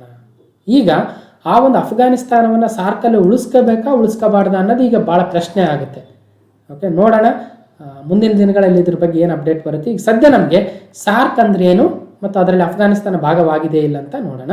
ದಕ್ಷಿಣ ಏಷ್ಯಾ ಪ್ರಾದೇಶಿಕ ಸಹಕಾರ ಸಂಘ ಸಾರ್ಕ್ ಆಗುತ್ತೆ, south Asian association for regional cooperation. Okay, ಬಾಂಗ್ಲಾದೇಶದ ಢಾಕಾದಲ್ಲಿ 8 ಡಿಸೆಂಬರ್ 1985 ಆರಂಭವಾಗಿತ್ತು. ಪ್ರಧಾನ ಕಚೇರಿ ನೇಪಾಳದ ಕಾಠ್ಮಂಡುವಿನಲ್ಲಿದೆ. ಸದಸ್ಯ ರಾಷ್ಟ್ರಗಳು ಅಫ್ಘಾನಿಸ್ತಾನ, ಬಾಂಗ್ಲಾದೇಶ, ಭೂತಾನ್, ಭಾರತ, ಮಾಲ್ಡೀವ್ಸ್, ನೇಪಾಳ, ಪಾಕಿಸ್ತಾನ ಮತ್ತು ಶ್ರೀಲಂಕಾ. ಹೀಗೆ 1, 2, 3, 4, 5, 6, 7, 8 ಸದಸ್ಯ ರಾಷ್ಟ್ರಗಳು ಸಾರ್ಕ್ ಅಲ್ಲಿ ಇದಾವೆ. ಓಕೆ, ಇನ್ನು ಸಾರ್ಕ್ನ ಈಗ ಸೆಕ್ರೆಟರಿ ಜನರಲ್ ಎಸಾಲಾ ವೀರಾಕೋನ್ ಅವರು. ಇನ್ನು ಸಾರ್ಕ್ ದೇಶಗಳನ್ನು ನೋಡೋದಾದ್ರೆ ಮ್ಯಾಪಲ್ಲಿ ಅಫ್ಘಾನಿಸ್ತಾನ, ಪಾಕಿಸ್ತಾನ, ಇಂಡಿಯಾ, ನೇಪಾಳ, ಭೂತಾನ, ಬಾಂಗ್ಲಾದೇಶ, ಶ್ರೀಲಂಕಾ ಮತ್ತು ಮಾಲ್ಡೀವ್ಸ್. ಹೀಗೆ ಒಟ್ಟು 8 ದೇಶಗಳು ಇದರ ಭಾಗವಾಗಿವೆ. ಮುಂದೆ ಹೋಗೋಣ. ಕನ್ನಡ ಸಾಹಿತ್ಯ ಪರಿಷತ್ ಅಧ್ಯಕ್ಷ ಮನು ಬಳಿಗಾರ ನಿವೃತ್ತಿ ಆಗ್ತಾ ಇದ್ದಾರೆ. ಹಲವಾರು ಕಾರ್ಯಕ್ರಮಗಳನ್ನು ಕೊಟ್ಟು ಹಲವು ಹೊಸ ಪ್ರಯೋಗಗಳನ್ನು ಮಾಡಿ 5.5 ವರ್ಷಗಳ ಅಧಿಕಾರಾವಧಿಯನ್ನು ಈಗ ಸೆಪ್ಟೆಂಬರ್ 3ಕ್ಕೆ ಮನು ಬಳಿಗಾರ್ ಅವರ ಅಧಿಕಾರಾವಧಿ ಮುಗಿತಾ ಇದೆ. ಕಾಸಾಪದ ಛಾಪು ಹೆಚ್ಚಿಸಿದ ಬಳಿಗಾರ್ ಹಲವಾರು ಕಾರ್ಯಕ್ರಮಗಳನ್ನು ತಂದಿದ್ರು. ಹಲವಾರು ಕನ್ನಡ ಸಾಹಿತ್ಯ ಸಮ್ಮೇಳನಗಳನ್ನು ನಡೆಸಿರ್ತಕ್ಕಂಥ ಕೀರ್ತಿ ಕೂಡ ಬಳಿಗಾರ್ ಅವರ ಹತ್ರ ಇದೆ. ಈಗ ಅವರು ಈ ಒಂದು ಹುದ್ದೆಯಿಂದ ನಿವೃತ್ತಿ ಆಗ್ತಾ ಇದ್ದಾರೆ. ಕನ್ನಡ ಸಾಹಿತ್ಯ ಪರಿಷತ್ನ ಅಧ್ಯಕ್ಷರು ಮನು ಬಳಿಗಾರ್ ಅವರು. ನೆಕ್ಸ್ಟ್, ಇತ್ತೀಚಿನ IUCN ಕೆಂಪು ಪಟ್ಟಿಯ ಪ್ರಕಾರ 900ಕ್ಕೂ ಹೆಚ್ಚು ಜಾತಿಯ ಪ್ರಾಣಿಗಳು ಅಳಿವಿನಂಚಿನಲ್ಲಿದ್ದಾವೆ. ಇತ್ತೀಚೆಗೆ IUCN ರೆಡ್ ಲಿಸ್ಟ್ನ ಒಂದು ಡೇಟಾವನ್ನು ಬಿಟ್ಟಿದ್ದಾರೆ. ಅದರಲ್ಲಿ 900 ಸ್ಪೀಸೀಸ್ ಎಕ್ಸ್ಟಿಂಕ್ಟ್ ಆಗೋ ಒಂದು ಅಳಿವಿನ ಅಂಚಿನಲ್ಲಿ ಏನು ನಮ್ಮ ಪ್ರಪಂಚದಿಂದ ನಶಿಸಿ ಹೋಗ್ತಕ್ಕಂಥ ಒಂದು ಸ್ಥಿತಿಗೆ ಬಂದು ತಲುಪಿದ್ದಾವೆ ಅನ್ನೋದು ಈ ಒಂದು ಹೊಸ ವರದಿಯಲ್ಲಿ ಗೊತ್ತಾಗ್ತಾ ಇದೆ. ಓಕೆ, ನೋಡಿ, 28% of 1,38,000 assessed species face extinction. ಒಟ್ಟು 1,38,000 ವಿವಿಧ ಪ್ರಭೇದಗಳನ್ನು IUCN ಅವರು ಸ್ಟಡಿ ಮಾಡಿದ್ದಾರೆ. ಅದರಲ್ಲಿ 28% ಪ್ರಭೇದಗಳು ಎಕ್ಸ್ಟಿಂಕ್ಷನ್ ಕಡೆ ಹೋಗ್ತಾ ಇದ್ದಾವೆ. ನೋಡಿ, ಅವರು ಸ್ಟಡಿ ಮಾಡಿರೋದು ಬಹಳ ಬೆರಳೆಣಿಕೆಯಷ್ಟು ಲಕ್ಷಾಂತರ ಕೋಟಿ ಜೀವರಾಶಿಗಳಿದ್ದಾವೆ. ಅದರಲ್ಲಿ ಪಾಪ IUCN ಅವರು ಎಷ್ಟು ಮಾಡ್ಬೋದು? 1,38,000 ಸ್ಪೀಸೀಸ್ನ ಅಧ್ಯಯನ ಮಾಡಿದ್ದಾರೆ ಅಂದರೆ ಬಹಳ ಗ್ರೇಟೇ. ಆ ಸ್ಪೀಸೀಸ್ಗಳಲ್ಲಿ 28% ನಶಿಸಿ ಹೋಗೋದರತ್ತಿದ್ದಾವೆ ಅಂತ ಹೇಳ್ತಾ ಇದ್ದಾರೆ. ಜೊತೆಗೆ ಇನ್ನೊಂದು ಅಪ್ಡೇಟ್ ಇದೆ. ಇಂಡೋನೇಷ್ಯಾದ ಕೊಮಾಡೋ ಡ್ರ್ಯಾಗನ್ಗಳು, ನೋಡಿ ಇಲ್ಲಿದಾವಲ್ಲ ಡ್ರ್ಯಾಗನ್ಸ್, ಆ ಡ್ರ್ಯಾಗನ್ನಲ್ಲಿ ಕೊಮಾಡೋ ಡ್ರ್ಯಾಗನ್ಸ್ ಅಂತಕ್ಕಂಥ ಡ್ರ್ಯಾಗನ್ಗಳು ಇಂಡೋನೇಷ್ಯಾದಲ್ಲಿ ಕಂಡು ಬರ್ತವೆ. ಈ ಇಂಡೋನೇಷ್ಯಾದ ಕೊಮಾಡೋ ಡ್ರ್ಯಾಗನ್ಗಳನ್ನು ಈಗ ಎಂಡಾಂಜರ್ಡ್ ಲಿಸ್ಟ್ಗೆ ಸೇರಿಸಿದ್ದಾರೆ. ಅಳಿವಿನ ಅಂಚಿನಲ್ಲಿರ್ತಕ್ಕಂಥ ಪಟ್ಟಿಗೆ ಈಗ ಕೊಮಾಡೋ ಡ್ರ್ಯಾಗನ್ಗಳು ಇಂಡೋನೇಷ್ಯಾದವು ಸೇರಿದವೆ ಅನ್ನೋದು ಇದರಿಂದ ಗೊತ್ತಾಗುತ್ತೆ. ಇವು ಕೇವಲ ನೋಡಿ ವರ್ಲ್ಡ್ ಹೆರಿಟೇಜ್ ಸೈಟ್ ಆಗಿರ್ತಕ್ಕಂಥ ಕೊಮಾಡೋ ನ್ಯಾಷನಲ್ ಪಾರ್ಕ್ ಇಂಡೋನೇಷ್ಯಾದಲ್ಲಿ ಮಾತ್ರ ಕಂಡು ಬರ್ತವೆ. ಓಕೆ, ನೋಡಿ ಕೇವಲ ಈ ಒಂದು ಸ್ಪೀಸೀಸ್ ಏನಿದೆ ಕೊಮಾಡೋ ಡ್ರ್ಯಾಗನ್ಗೆ ಎಂಡಾಂಜರ್ಡ್ ಆಗಿದೆ. ಓಕೆ, ಇನ್ನು IUCN ರೆಡ್ ಲಿಸ್ಟ್ ಅಲ್ಲಿ ಒಟ್ಟು 9 ವಿಭಾಗಗಳನ್ನು ಮಾಡಿದ್ದಾರೆ, ಗ್ರೂಪ್ಗಳನ್ನು ಮಾಡಿದ್ದಾರೆ. ನೋಡಿ, ಎಕ್ಸ್ಟಿಂಕ್ಟ್ ಅಂದ್ರೆ ಪ್ರಪಂಚದಿಂದ ನಾಶ ಆಗ್ತಕ್ಕಂಥದ್ದು, ಅಳಿದು ಹೋದ ಪ್ರಭೇದಗಳು ಅಂತ ಕರಿತೀವಿ. ಎರಡನೇ ಪ್ರಭೇದ ಮೂಲ ಆವಾಸ ಸ್ಥಾನದಲ್ಲಿ ಅಳಿದು ಹೋಗಿರ್ತವೆ, ಬಟ್ ಯಾವುದೋ ಒಂದು ಕ್ಯಾಪ್ಟಿವಿಟಿಯಲ್ಲಿ ಜೂ ಅಲ್ಲೂ ಅಥವಾ ಇನ್ನೊಂದು ಯಾವುದೋ ಬ್ರೀಡಿಂಗ್ ಸೆಂಟ್ರಲ್ಲಿ ಮಾತ್ರ ಇರ್ತವೆ. ಇನ್ನು 3 ಇಂಪಾರ್ಟೆಂಟ್ ತೀವ್ರ ಅಳಿವಿನ ಅಂಚಿನಲ್ಲಿರ್ತಕ್ಕಂಥ ಪ್ರಭೇದಗಳು ಮತ್ತು ಎಂಡಾಂಜರ್ಡ್ ಮತ್ತು ಅಪಾಯಕ್ಕೊಳಗಾಗಬಲ್ಲ. ಇವು 3 ಇಂಪಾರ್ಟೆಂಟು. ಇದ್ರ ಬಗ್ಗೆ ನಾವು ಆಲ್ರೆಡಿ ನಮ್ಮ ಪರಿಸರ ವಿಜ್ಞಾನ ಮೇಲೆ ಸೀರೀಸಲ್ಲಿ ನೋಡಿರೋದ್ರಿಂದ ಮತ್ತೆ ನಾನು ಡೀಟೇಲ್ಸ್ ಹೋಗಲ್ಲ. ಒಟ್ಟಿನಲ್ಲಿ 9 ವಿವಿಧ ಗುಂಪುಗಳಾಗಿ ಮಾಡಿದ್ದಾರೆ. ಅದರ ಕ್ರಿಟಿಕಲ್ನೆಸ್ ಪ್ರಕಾರ ಅದು ಈ ಥರ ಹೋಗ್ತಾ ಹೋಗುತ್ತೆ. ಈಗ ಜಾಸ್ತಿ ಇದ್ದರೆ ಲೀಸ್ಟ್ ಕನ್ಸರ್ನ್ಡು, ಬಹಳ ಕಡಿಮೆ ಇದ್ದಾವೆ ಇನ್ನೇನು ನಶಿಸಿ ಹೋಗ್ತಾವೆ ಅಂದರೆ ಕ್ರಿಟಿಕಲ್ ಎಂಡಾಂಜರ್ಡ್, ತೀವ್ರವಾದ ಅಳಿವಿನಂಚಿನಲ್ಲಿ ಇದ್ದಾವೆ. ಓಕೆ, ನೆಕ್ಸ್ಟು ಆಗಸ್ಟ್ನಲ್ಲಿ GST ಸಂಗ್ರಹವು 1 ಲಕ್ಷ ಕೋಟಿ ರೂಪಾಯಿಗೂ ಅಧಿಕ ಆಗ್ತಾ ಇದೆ. Second time in a row GST collection remains above 1 lakh crore in August ಮಂತಲ್ಲಿ ಮತ್ತೆ ಈಗ 1 ಲಕ್ಷ ಕೋಟಿ ರೂಪಾಯಿಗಳಿಗೂ ಹೆಚ್ಚಿನ ಒಂದು GST ಸಂಗ್ರಹವಾಗ್ತಾ ಇದೆ. ಓಕೆ ನೋಡಿ, ಜುಲೈಗೆ ಹೋಲಿಸಿದ್ರೆ ಸ್ವಲ್ಪ ಕಡಿಮೆ ಆಗಿದೆ. ಏಪ್ರಿಲ್ ಅಲ್ಲಿ 1,41,000 ಕೋಟಿ, ಮೇದಲ್ಲಿ 1,02,000 ಕೋಟಿ, ಜೂನ್ ಅಲ್ಲಿ ಕಡಿಮೆ ಆಗಿತ್ತು, 1 ಲಕ್ಷದ ಕೆಳಗೆ ಬಂದಿತ್ತು ನೋಡಿ, 92,000 ಕೋಟಿ. ಅಂದ್ರೆ ಆಗ ಲಾಕ್ಡೌನ್ ಹಾಕಿದ್ರು. ನಂತರ ಲಾಕ್ಡೌನ್ ತೆರವಾದ ನಂತರ ಮತ್ತೆ 1 ಲಕ್ಷಕ್ಕೆ ಬಂತು, ಮತ್ತೆ 1 ಲಕ್ಷ. ಈಗ ಅಂದ್ರೆ ಕಂಟಿನ್ಯೂಸ್ ಆಗಿ 1 ಲಕ್ಷ ಕೋಟಿ ರೂಪಾಯಿಗಳ GST goods and services tax ಸಂಗ್ರಹವಾಗ್ತಾ ಇದೆ. ಓಕೆ, ಇನ್ನು goods and services tax council, GST council ಅಂತ ಕರಿತೀವಿ, ವೆರಿ ಇಂಪಾರ್ಟೆಂಟ್ ಆಗಿರ್ತಕ್ಕಂಥದ್ದು. ಮೊನ್ನೆ ಎಕ್ಸಾಮ್ ಅಲ್ಲಿ ಕೂಡ ಕೇಳಿದ್ರು. GST ಕೌನ್ಸಿಲ್ನ ಚೇರ್ಮನ್ ಯಾರಿರ್ತಾರೆ ಅಂದ್ರೆ ಯಾರು ಹಣಕಾಸು ಸಚಿವರು ಇರ್ತಾರೆ ಅವರೇನೆ, ನಿರ್ಮಲಾ ಸೀತಾರಾಮನ್ ಅವರು. ಓಕೆ ನೋಡಿ, ಗೂಡ್ಸ್ ಅಂಡ್ ಸರ್ವಿಸಸ್ ಟ್ಯಾಕ್ಸ್ ಕೌನ್ಸಿಲ್ನ ಅಧ್ಯಕ್ಷರು ಹಣಕಾಸು ಸಚಿವರೇ ಆಗಿರ್ತಾರೆ. ಈ ಒಂದು ಕೌನ್ಸಿಲ್ 101ನೇ ಸಂವಿಧಾನದ ತಿದ್ದುಪಡಿ ಪ್ರಕಾರ ನೋಡಿ, 101st amendment constitution of India ಪ್ರಕಾರ GST ಕೌನ್ಸಿಲ್ ಅನ್ನ ರಾಷ್ಟ್ರಪತಿಗಳು ಸ್ಥಾಪನೆ ಮಾಡ್ತಾರೆ. ಅದರಲ್ಲಿ ಕೇಂದ್ರ ಮತ್ತು ರಾಜ್ಯ ಸರ್ಕಾರಕ್ಕೆ ಹಲವಾರು ಶಿಫಾರಸುಗಳನ್ನ ಸರಕು ಮತ್ತು ಸೇವಾ ತೆರಿಗೆಗೆ ಸಂಬಂಧಿಸಿದ ವಿಷಯಗಳ ಬಗ್ಗೆ ನೀಡ್ತಕ್ಕಂಥ ಒಂದು ಕೌನ್ಸಿಲ್ ಆಗುತ್ತೆ GST ಕೌನ್ಸಿಲ್. ಅದರ ಅಧ್ಯಕ್ಷರು ಹಣಕಾಸು ಸಚಿವರಾಗಿರ್ತಾರೆ. ಈಗ ಯಾರಿದ್ದಾರೆ ಅಂದ್ರೆ ನಿರ್ಮಲಾ ಸೀತಾರಾಮನ್ ಅವರು. ಓಕೆ, ಇನ್ನು ಎಕ್ಸಸೈಸ್ ಜಪಾಡ್ 2021 ಜಪಾಡ್ ಸಮರಾಭ್ಯಾಸ 2021 ಆಗುತ್ತೆ ನೋಡಿ. Zapad 2021 Indian army to participate in multi nation military exercise in Russia. ಎಲ್ಲಿ ನಡೀತಾ ಇದೆ ಇದು? ರಷ್ಯಾದಲ್ಲಿ ನಡೀತಾ ಇದೆ. ಜಪಾಡ್ 2021 14 ದಿನಗಳ ಒಂದು ಲಾಂಗ್ ಆಗಿರ್ತಕ್ಕಂಥ ಮಿಲಿಟರಿ ಸಮರಾಭ್ಯಾಸವಾಗುತ್ತೆ. ಇದು ಒಂದು ಬಹುದೇಶಗಳು ಇದರಲ್ಲಿ ಭಾಗವಹಿಸ್ತಾ ಇದ್ದಾವೆ.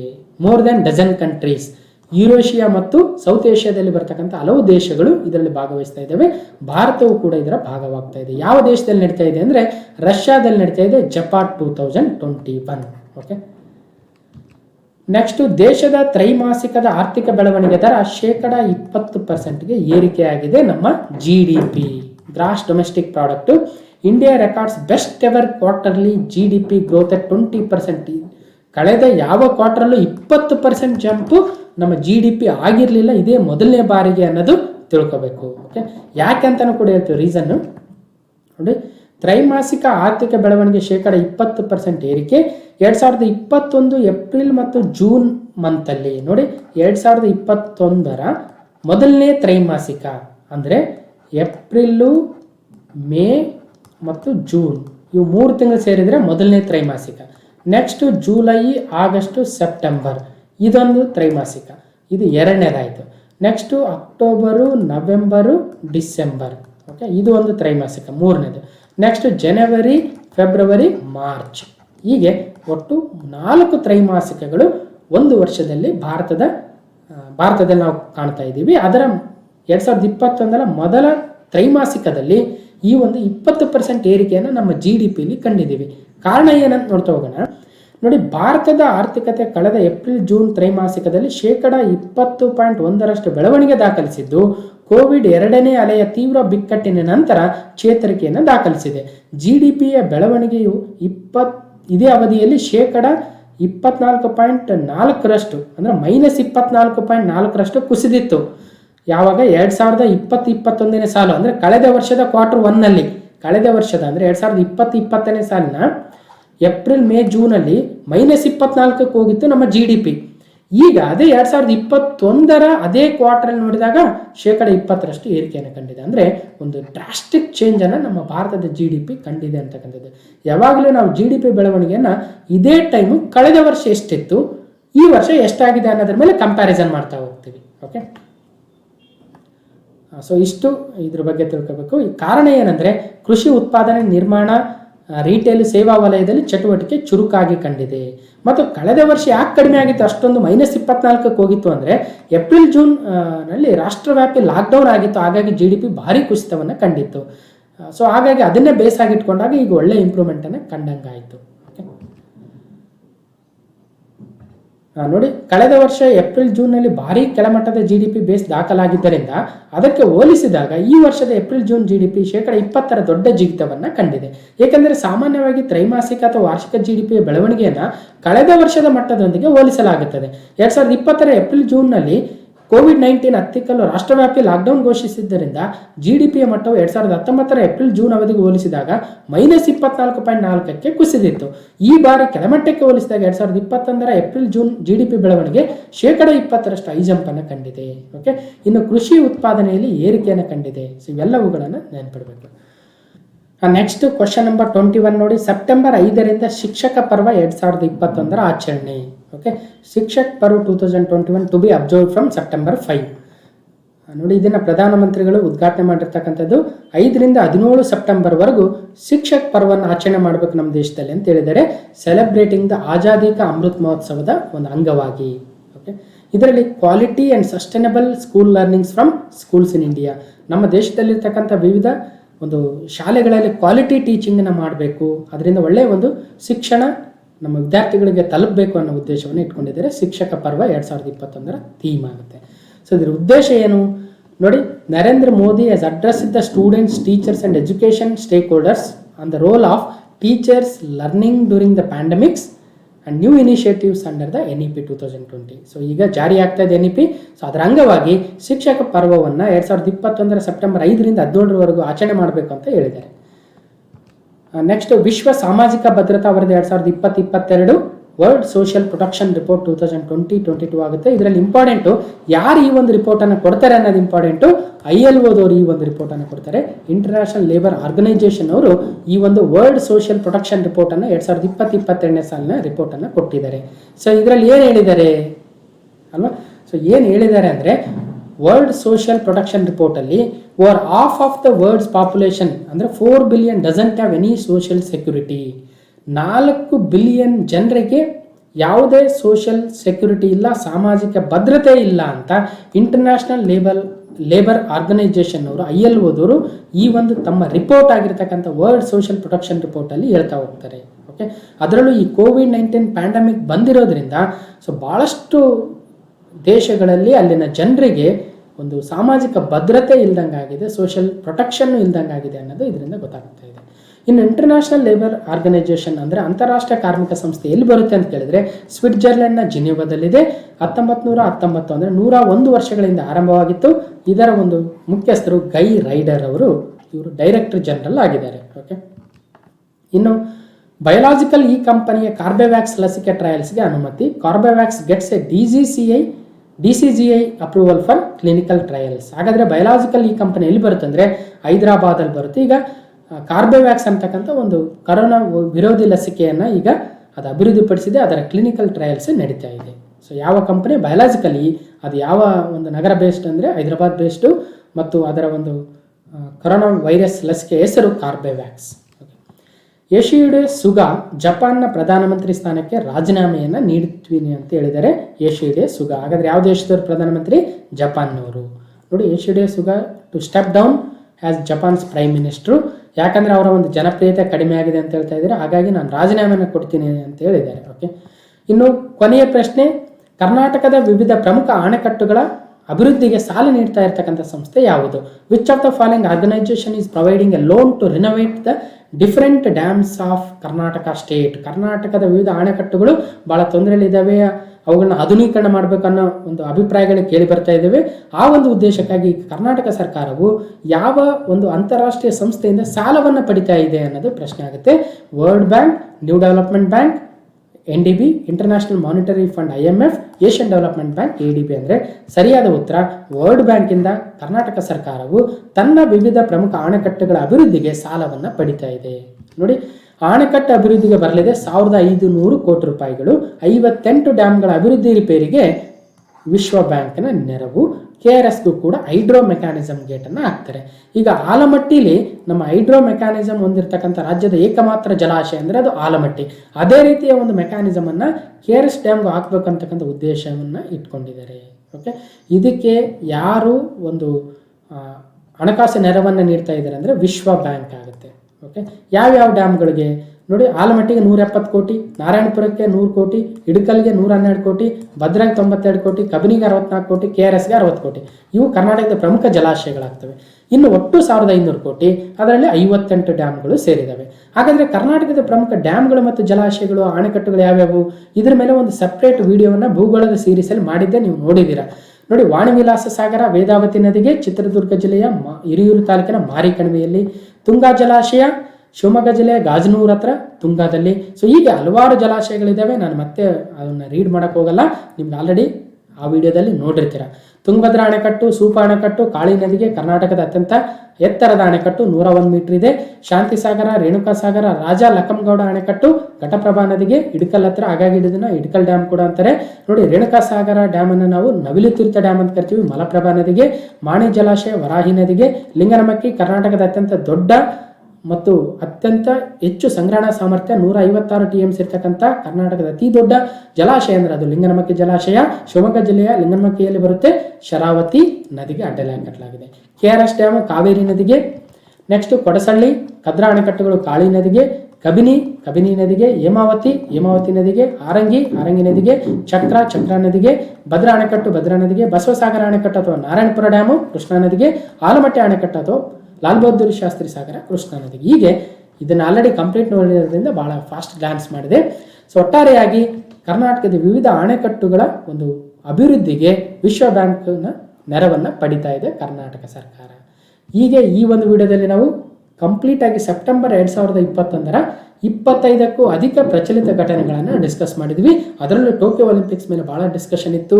ರಾಮನ್ ಮ್ಯಾಗ್ಸೆಸೆ, ಲಡಾಖ್ನ ರಾಜಪ್ರಾಣಿ, ರಾಜಪಕ್ಷಿ, ಹೀಗೆ ಹಲವಾರು ವಿಚಾರಗಳನ್ನು ಇವತ್ತಿನ ಈ ವಿಡಿಯೋದಲ್ಲಿ ತಿಳ್ಕೊಂಡ್ವಿ. ಮುಂದೆ ಬರ್ತಕ್ಕಂಥ ಎಲ್ಲ ಸ್ಪರ್ಧಾತ್ಮಕ ಪರೀಕ್ಷೆಗಳಿಗೆ ಅನುಕೂಲ ಆಗ್ತಕ್ಕಂಥ ಒಂದು ವಿಡಿಯೋ ಆಗಿತ್ತು ಮತ್ತು ಇದು ಕ್ಲಾಸ್ ನಂಬರ್ 33 ಆಗಿತ್ತು ನಮ್ಮ ಒಂದು ಸರಣಿಯಲ್ಲಿ. ಹೀಗೆ ಮುಂದಿನ ದಿನಗಳಲ್ಲಿ ಇನ್ನಷ್ಟು ಪಾಠಗಳನ್ನು ಮಾಡಿಕೊಡ್ತೀನಿ ಅಂತ ಹೇಳ್ತಾ ಈ ಒಂದು ವಿಡಿಯೋನ ಕಂಪ್ಲೀಟ್ ಆಗಿ ನೋಡಿರ್ತಕ್ಕಂಥ ಎಲ್ಲರಿಗೂ ಧನ್ಯವಾದಗಳು. ಮತ್ತೆ ಮುಂದಿನ ವಿಡಿಯೋದಲ್ಲಿ ಸಿಗ್ತೀನಿ ಅಂತ ಹೇಳ್ತಾ ಥ್ಯಾಂಕ್ ಯು.